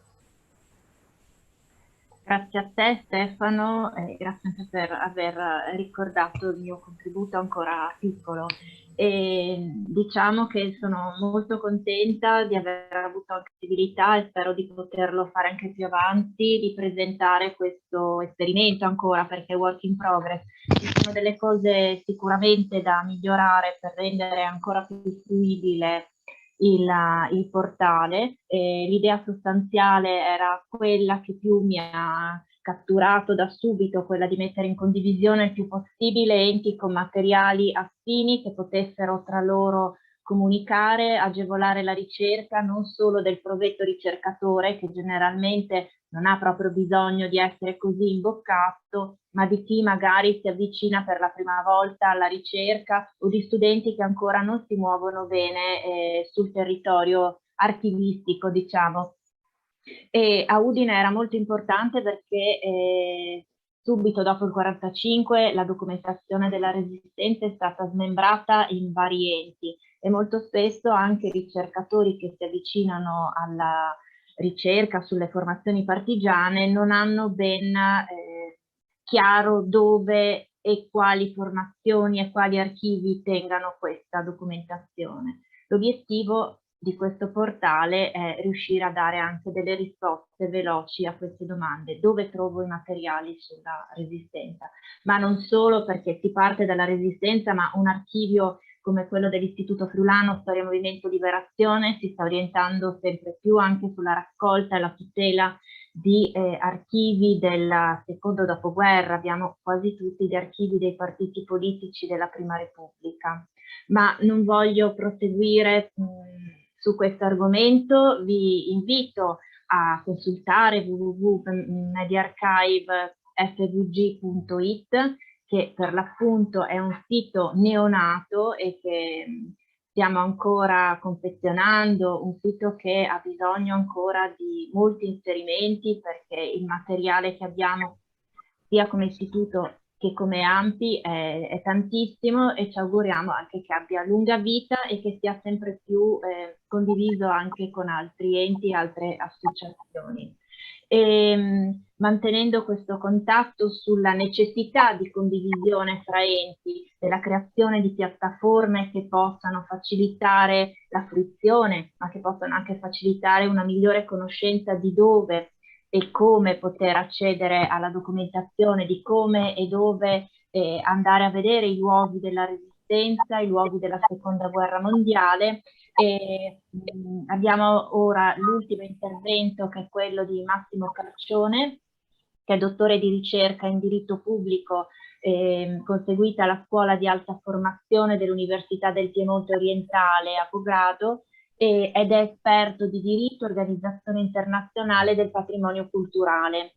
Attualmente è funzionario della Direzione Cultura della Regione Piemonte per i programmi internazionali, ma è anche presidente, credo che sia un incarico forse più amato, diciamo, perché non è quello del semplice burocrate, è quello di presidente, ed è più da ricercatore, quello di presidente del Comitato Tecnico Scientifico di gestione del Centro di Documentazione e Parco della Pace della Benedicta. Un nome ancora più lungo di Istituto Friulano, eccetera, eccetera, eccetera.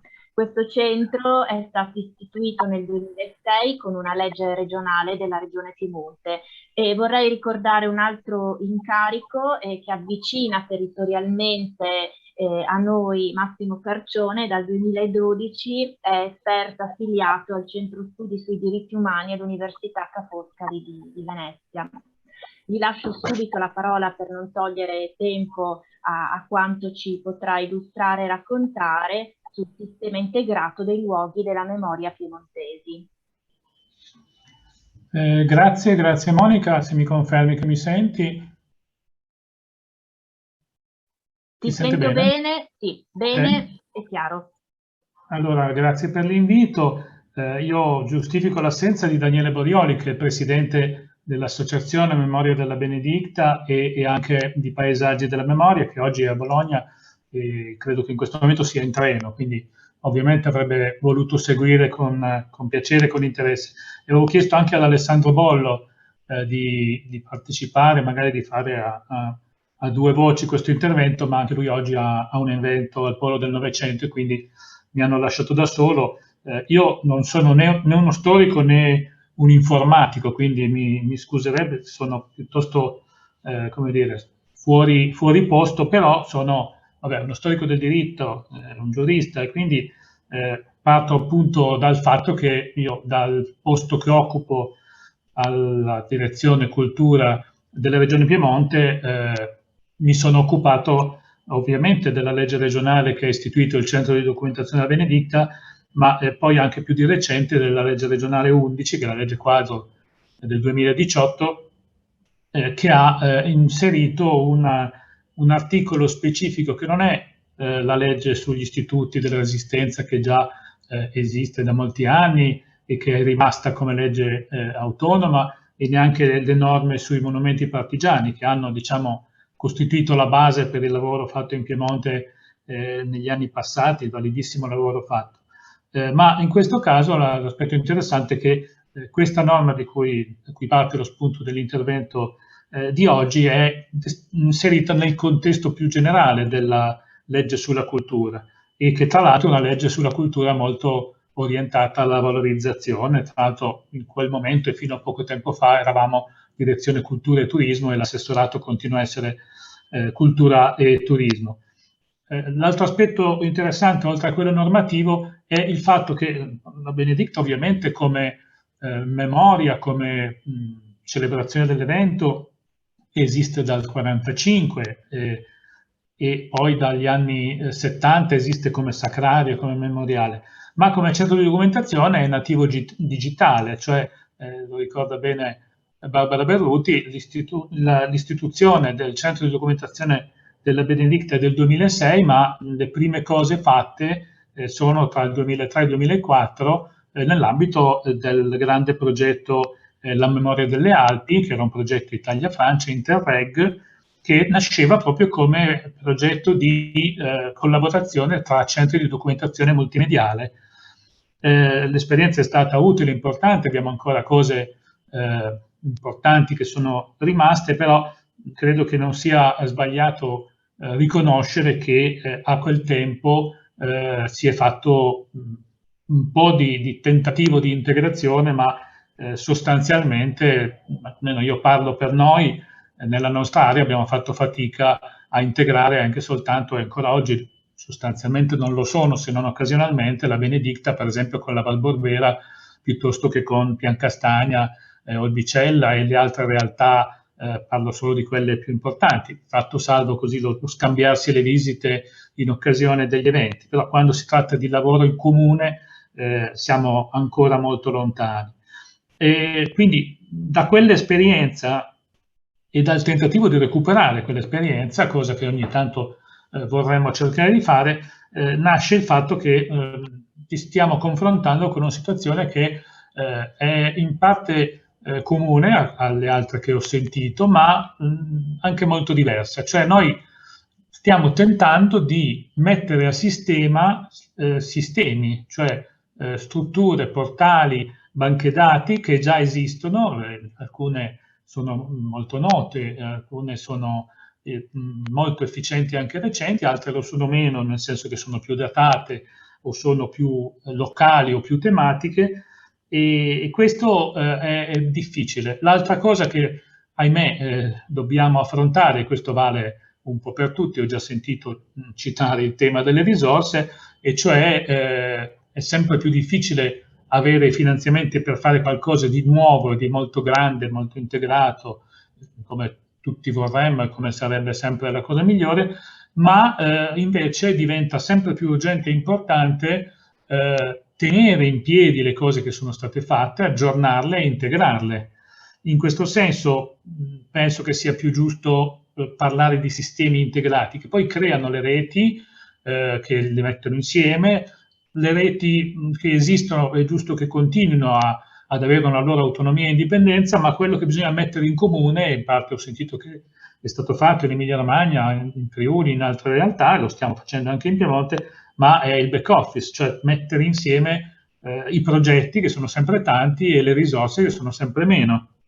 In questo senso il sistema non deve essere verticistico, cioè noi stiamo pensando a una situazione in cui, ferme restando le difficoltà di collaborazione che conosciamo e su cui non entriamo neanche nel merito, sappiamo che è molto difficile far lavorare insieme gli istituti tra loro, i luoghi tra loro, per 1000 ragioni che sono tutte legittime e tutte comprensibili. Ma, ripeto, io adesso parlando da istituzione regionale, la necessità di unire quello che c'è, non perdere quello che è stato fatto e possibilmente creare qualche cosa di nuovo deve essere prioritaria. Io naturalmente ci metto anche come dire, l'interesse personale. Io ricordo sempre che mi chiamo Massimo perché era il nome di battaglia di mio padre, seguo la Benedicta da 20 anni, da quando è iniziato il lavoro di recupero prima dei Ruderi, poi è stata iniziata la costruzione del centro di documentazione che, ahimè, è sempre ancora concepito come la realizzazione di uno scatolone di cemento armato, salvo che sulla Benedicta gli archivi sono in gran parte già digitalizzati, ma sono all'Istituto della Resistenza dell'Esambia, a quello di Genova, a quello di Torino e in tante altre realtà e situazioni, molte delle quali sono state presentate oggi.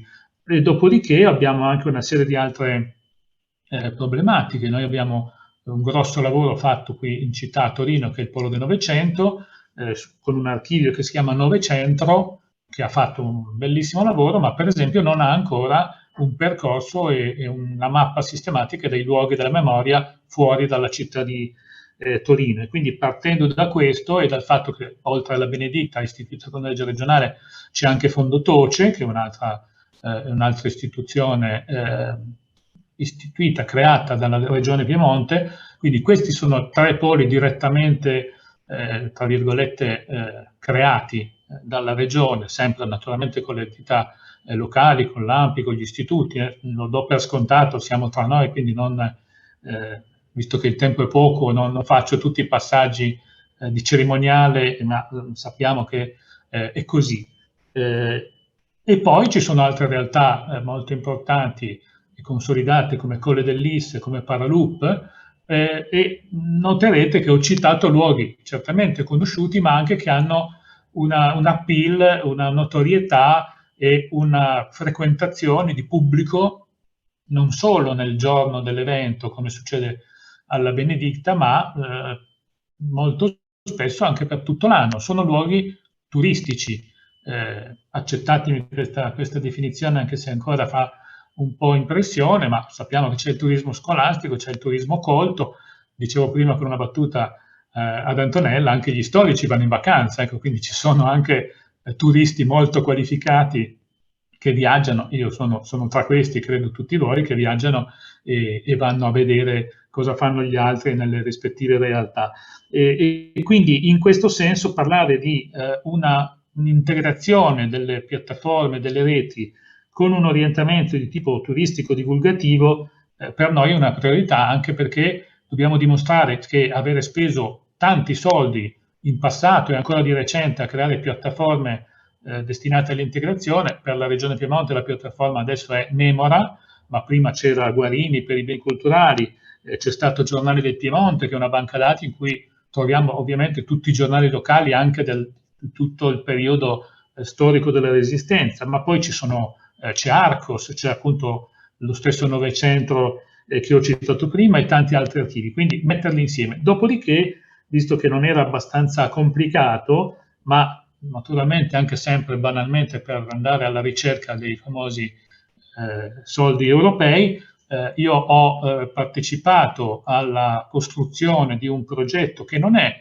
sulla Resistenza, non è sulla storia, non è neanche soltanto sul Novecento, ma è un piano integrato tematico Italia-Francia sulla cultura digitale. Non solo, è un PITEM, cioè progetto integrato tematico, si chiama PACE, che però in realtà non ha niente, o meglio, noi ci sforziamo di fare in modo che abbia anche a che fare con la pace, ma in realtà sarebbe patrimonio, cultura ed economia, perché ovviamente i progetti europei chiedono di lavorare per lo sviluppo territoriale, per la sostenibilità, per l'integrazione, e dunque il tema è patrimonio, cultura comune tra le zone del confine italo-francese, quindi in zona stata di guerra anche tra Italia e Francia, poi di resistenza, di tanti momenti condivisi di cui abbiamo già parlato a fondo durante appunto Memoria delle Alpi, quindi quei materiali, quei documenti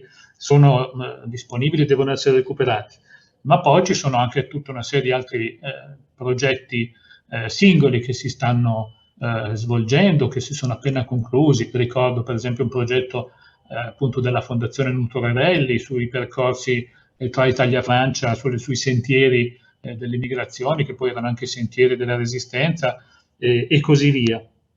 E dunque mettere insieme tutti questi materiali pone problemi tecnici. Io ripeto, non sono un tecnico, ma oltre al CSI Piemonte, che è la nostra agenzia informatica regionale, noi abbiamo scomodato, e questo è l'altro pezzo del mio lavoro in questo senso, abbiamo coinvolto con una convenzione il CNR, in particolare IIT, cioè l'Istituto di Informatica di Pisa, che è, credo, l'eccellenza in Italia in questo ambito, per studiare protocolli di interoperabilità tra piattaforme, perché anche piattaforme recenti fatte nello stesso periodo e quindi teoricamente che dovrebbero parlare tra loro, in realtà lo possono fare, ma sempre con altri costi aggiuntivi, cioè costa creare la piattaforma, ma poi costa anche riversarla in un altro sistema o renderle dialoganti. Non parliamo di far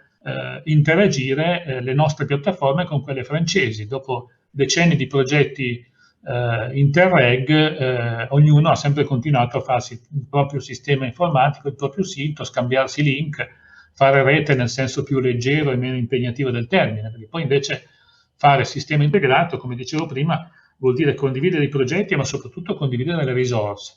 Allora, noi stiamo cercando con grande fatica e grande difficoltà di creare questo sistema integrato dei luoghi della memoria del Piemonte, che è appunto per il momento soprattutto una norma di una legge regionale, poi ce l'ho nella testa io e ne stiamo parlando da un po' di tempo, da un paio di anni, in una serie di incontri, di occasioni, in particolare al Salone del Libro, ma poi in tanti incontri anche a Istoreto e in altre occasioni, ma mettere insieme appunto progetti che vanno avanti in parallelo, con fonti di finanziamento diverse, con modi di lavoro diversi, ma che poi compongano un puzzle, compongono una struttura che si vada ad appoggiare su una piattaforma stabile e permanente, che dovrebbe essere appunto quella predisposta dalla Regione Piemonte. Dopodiché, quando saremo riusciti a fare questo, e quindi per esempio per la parte del PITEM si sta lavorando molto bene anche con Centrale Metropolitana di Torino a una parte di questo percorso, quindi l'area intorno al Col dell'Is, con altre realtà come Alpette, Coazze e tanti altri. Stiamo lavorando con Paralupe e la zona del Cunese per fare altrettanto. Il progetto ha come capofila Ville de Nice, poi c'è Haute-Provence, c'è la Savoia, e quindi cercheremo di fare il più possibile anche in senso transfrontaliero. Dopodiché invece contemporaneamente la Benedicta lavora con proprie risorse, che sono risorse regionali, e cerca di agganciarsi, perché questa è nella sua natura, con la Liguria, approfittando del fatto che le banche dati dell'Istituto Ligure per la storia della resistenza si stanno già integrando con quelle del polo del Novecento e quindi con l'Istoreto. Dopodiché, dicevo, per finire, servono dei percorsi di lettura e di visita, e qui sta la vera sfida, perché noi abbiamo visto bellissimi percorsi, per esempio della Regione Emilia-Romagna, ma sono sempre in un contesto tematico, sulla storia del Novecento, sulla resistenza. Noi invece adesso siamo alle prese col fatto che dobbiamo creare dei percorsi. Ci hanno chiesto di farlo sulle resistenze, cioè anche su resistenze del passato, non so, in età napoleonica piuttosto che in altri periodi precedenti, e poi integrarlo con altri temi, con il sacro, con la preistoria, con le fortificazioni delle Alpi, eccetera, il che ovviamente crea problemi, ma apre a grandi opportunità dal punto di vista dell'allargamento del pubblico e dell'interesse degli interlocutori, degli utenti. Dopodiché una piccola soddisfazione, con questo chiudo e lo dico, lo lascio come testimonianza a tutti voi, nel momento in cui già prima parlando di digitale noi abbiamo avuto grossi problemi, perché sono tutti molto affezionati al cemento armato, ma anche come dire, ad altre modalità tradizionali per spendere i soldi, la comunicazione, eccetera. Cioè si arriva fino al sito internet. Ecco. Nel momento in cui abbiamo cominciato 3 anni fa a parlare di questo tipo di discorsi di piattaforme, abbiamo avuto parecchie porte in faccia. Poi siamo riusciti comunque a fare un grosso progetto, perché stiamo parlando veramente di un grande progetto, il PITEM, a livello interregionale, sulle 3 regioni, Piemonte, Liguria e Valle d'Aosta, con le regioni transfrontaliere, ma poi anche nel nostro ambito, naturalmente, quando si tratta di dividere i soldi, di decidere cosa si fa, inizialmente la parte del leone la fanno i grandi musei, i temi classici, storico-artistici, piuttosto che archeologici o quant'altro. Però adesso in fase di attuazione concreta vengono fuori un sacco di problemi, di vincoli, di sovrintendenze, di difficoltà, di lentezze, e invece il tema resistenza sta diventando un tema trainante di questo progetto, perché c'è un'attitudine, nonostante le difficoltà che onestamente secondo me dobbiamo riconoscere anche nel nostro ambito, però nonostante siamo molto più abituati a lavorare insieme, e lo facciamo da tanti anni, rispetto ad altri. E quindi il tema resistenza sta diventando uno dei temi importanti del nostro progetto, e questo mi fa ben sperare.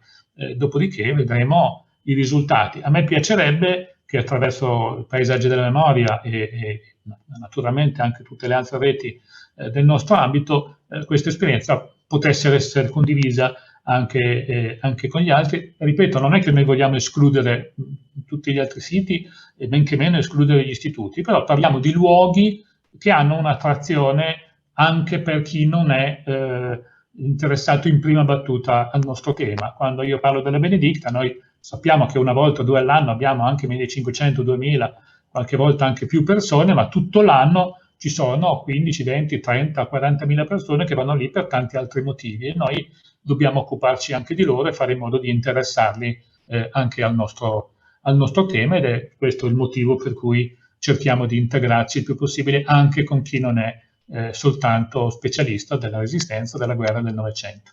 Grazie ancora per l'invito e a disposizione per chi volesse saperne di più.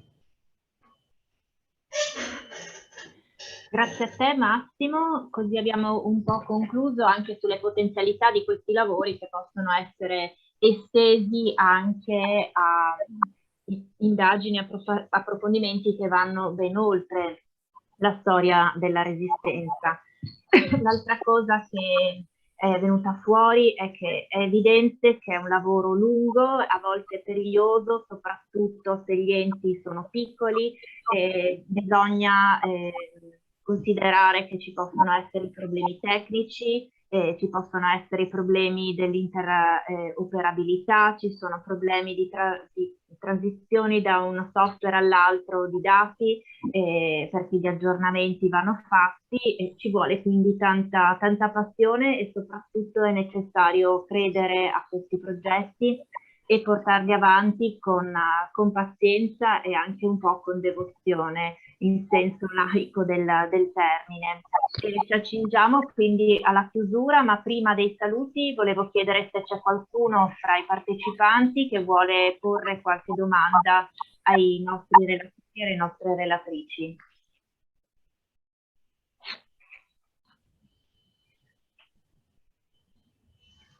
Scusa Monica, se non ci sono interventi, posso dire una cosa io? Assolutamente sì. Allora, è una riflessione che naturalmente sembrerà una provocazione, però io entro in questo mondo un po' per caso, nel senso che va bene, mio padre è partigiano, mio nonno era partigiano, eccetera, per cui una mattina mi viene questa idea, andiamo all'Ampi con GAD e proponiamo questa cosa che viene accolta da Carla Nespolo con... Allora, detto questo, noi abbiamo lavorato, diciamo così, in questi 2 anni senza che nessuno ci segnalasse nulla, no? Anche di cose interne all'Ampi. Abbiamo velocemente capito quello che era il problema di comunicazione tra enti, però la cosa che io non riesco a capire, io trovo tutti i lavori che sono stati esposti straordinari, no? e li trovo tutti, cioè trovo anche abbastanza singolare però che di alcune cose, come per esempio quello che state facendo voi in Friuli, non mi sia giunta notizia se non quando poi tu hai chiamato. Allora, dico una cosa, dico che comprendendo, perché non sono nata ieri, tutta la questione di ognuno fa il suo mestiere, ognuno ha bisogno di finanziamento, ognuno credo che sia veramente una questione di coltivare la comunità anche sentimentale che c'è intorno a questa, alla resistenza, perché come dire, avere tante informazioni, tante possibilità, ma tutto sommato che man mano che passa il tempo ci sia gente che si sente ingaggiata sentimentalmente da questi temi, è una cosa complicata. Le scuole sono difficili, nel senso che convincere i giovani è sempre molto difficile. Secondo me, mi chiedo proprio da una che ci è arrivata come il marziano e poi se ne andrà, com'è possibile che non ci sia un lavoro comune? Ecco, che c'è un lavoro che in qualche maniera, non dico tutti sempre, tutti insieme, però qualcosa che dica e che faccia sapere in maniera anche un po', ripeto, biecamente giornalistica, no? Allora, trovare il modo di far rimbalzare queste cose straordinarie che tutti voi fate e farle diventare dei momenti in cui, ecco, dei momenti in cui ci sia una comunità che si muove su quello che voi così devotamente, come dice Monica, su cui lavorate. Tutto qui. Propongo seduta stante di far diventare questo seminario almeno annuale. Benissimo. Magari lo organizziamo a turno, però facciamolo diventare un appuntamento annuale, ma magari anche più sovente, diventi un gruppo di lavoro permanente. Io sono molto d'accordo e uno degli obiettivi di questo convegno in realtà era proprio quello di smuovere un po' le acque, perché anch'io mi sono resa conto che conoscevo queste esperienze perché conoscevo direttamente quasi tutte le persone che oggi sono ospiti come relatori, conoscevo i percorsi, ci sono stati con qualcuno anche scambi di idee, di informazioni, di inviti a partecipare alle varie inaugurazioni, diciamo, ufficiali dei lavori fatti. E poi effettivamente sul largo pubblico succede che non si conosca molto più di quello che succede fuori proprio dalla propria città. A volte è difficile anche nella nostra regione sapere cosa si fa a Trieste, cosa si fa a Udine e cosa si fa a Pordenone. Speriamo, però mi sembra che ultimamente, anche grazie all'apporto del digitale, alla facilità di comunicazione, di ritrovarsi online invece che fisicamente, che ha sempre creato qualche problema in più, qualcosa si stia smuovendo. E questi esempi che, come ho detto in apertura, sono buoni esempi e anche buone pratiche, forse ci stanno pian pianino traghettando a un cambiamento e a un'apertura maggiore e una meno gelosia dei materiali che abbiamo, delle informazioni che recuperiamo e anche dei lavori che facciamo anche quando sono in itinere e non già finiti, perché non c'è più paura, e questa è una cosa che si è imparata dal web, che le altre persone ti portino via qualcosa, ma c'è sempre più la necessità e quasi l'obbligo anche civile di condividere. Quello che secondo me è venuto fuori molto chiaramente anche oggi, e di farlo non per delle finalità economiche, anzi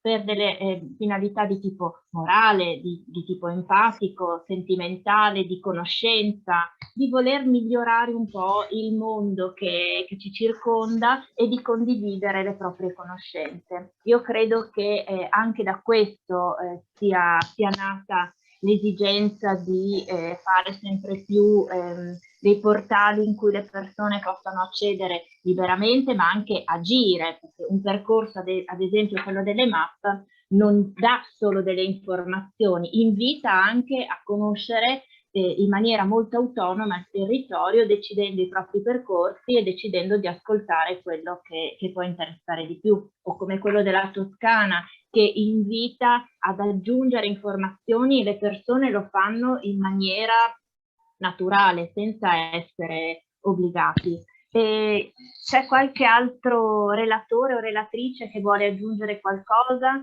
C'è qualche... C'è una richiesta di domanda su chat. C'è una richiesta di domanda su chat. Perfetto, allora lascerei la parola a Boero. Grazie, buonasera a tutti. Grazie a tutti per questa bella opportunità. Ho ascoltato tantissime cose interessanti. Vado al punto, mi presento, mi chiamo Maurizio Boero, sono un membro della sezione AMPI di Alba Bra, provincia di Cuneo, e nonché consulente informatico, quindi sono interessato all'argomento di questa serata ovviamente per due punti di vista differenti.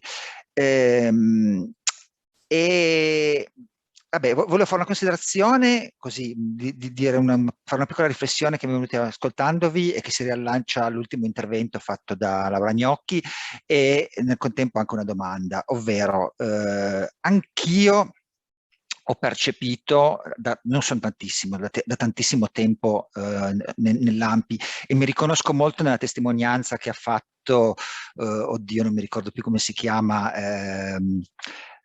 Giovanni Baldini, quando diceva che è entrato nell'AMPI sapendo nulla o poco, imparando sul campo le cose e mettendo a disposizione la sua conoscenza per costruire i siti, fare il censimento dei cibi, eccetera, eccetera.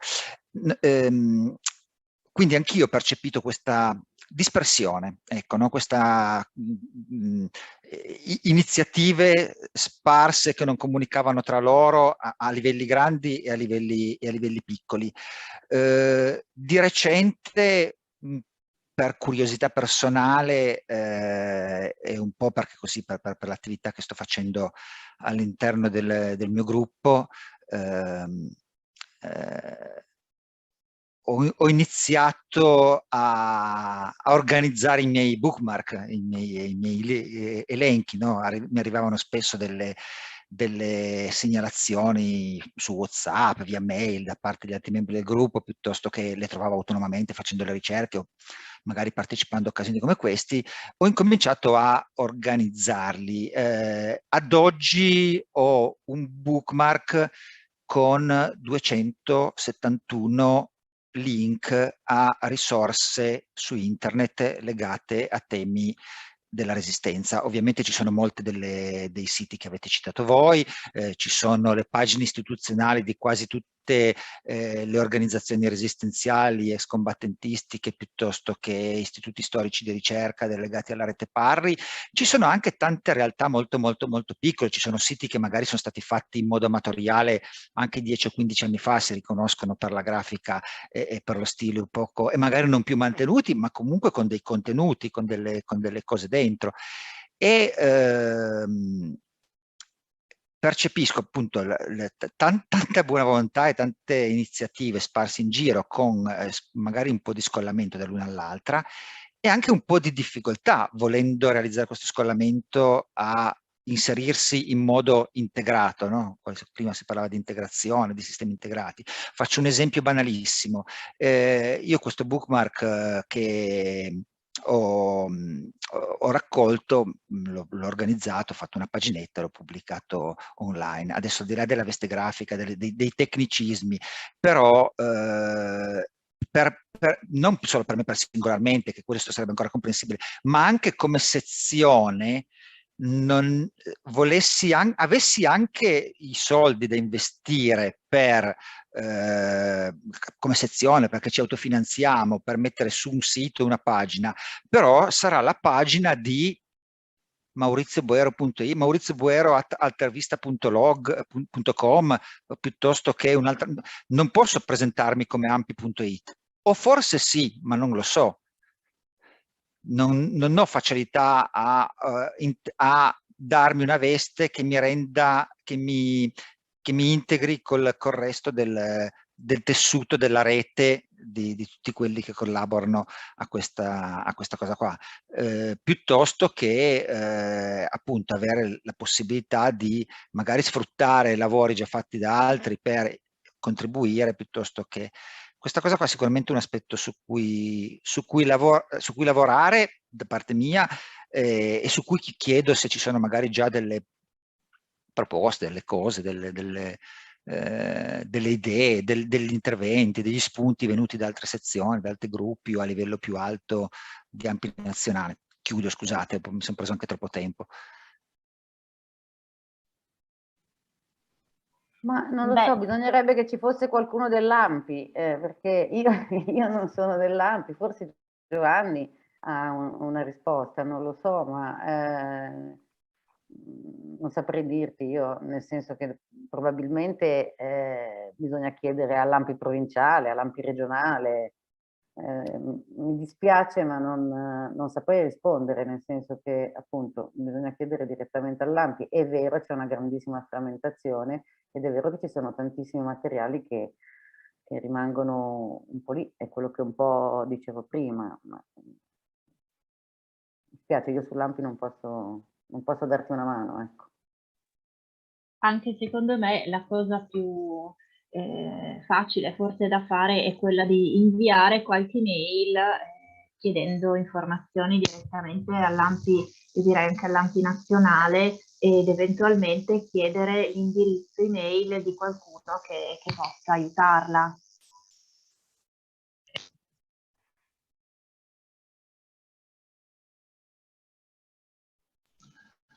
Intanto ho lasciato i miei riferimenti a Maurizio Boero perché io sono anche ANPI Asti, ma mi interessa comunque continuare il discorso in modo diretto, visto che siamo nella stessa regione. Ok, va bene, grazie. Penso che l'idea di creare degli strumenti, quello dell'ANPI, del discorso del dominio era un esempio. Credo che la possibilità di creare degli spunti per collaborare, per contribuire in maniera integrata vada al di là dell'appartenenza a un'organizzazione piuttosto che un'altra. Quindi capisco adesso la difficoltà a rispondere alla domanda puntuale, ci mancherebbe altro, però ritengo comunque interessante. Io posso dire solo una cosa: se lei vuole collaborare e trova ancora dei partigiani viventi, noi siamo qua, perché alla fine, come dire, anche su Asti abbiamo avuto un qualche problema a metterci in moto, quindi diciamo così. Poi il Covid ha fermato tutto. Io qui lancio proprio una cosa: chi conosce ancora persone che possono dare la loro testimonianza, noi stiamo ancora continuando, ecco. Benissimo, grazie. Io credo che tutti qui stiamo ancora continuando, per cui speriamo di poterci aiutare uno con l'altro, anche segnalandoci eventuali interessi o persone che vogliono collaborare con noi. Io accolgo anche il suggerimento di Massimo Carcione, quello di prendere l'abitudine di fare incontri annuali di questo tipo, ma non di formalizzarli troppo. Secondo me, come abbiamo fatto oggi, in maniera così molto libera e semplice e immediata, può essere una soluzione. Magari ci riaggiorniamo e ci sentiamo ormai, diciamo, fra qualche mese. Nel frattempo possono essere nate anche altre iniziative, possono essersi completati qualcuno di quella che è stata presentata. Direi però, visto anche l'orario che è ora di chiudere, starei ancora qui ora perché è stato veramente molto bello come incontro, anche stimolante, ha dato sicuramente moltissime idee di miglioramento, ma anche di nuovi piccoli progetti che si possono fare assieme. Permettetemi di spendere ancora qualche minuto per ringraziare tutti i nostri relatori: Laura Gnocchi, Barbara Berruti, Luisa Cigognetti, Giovanni Baldini, Stefano Perulli e Massimo Carcione.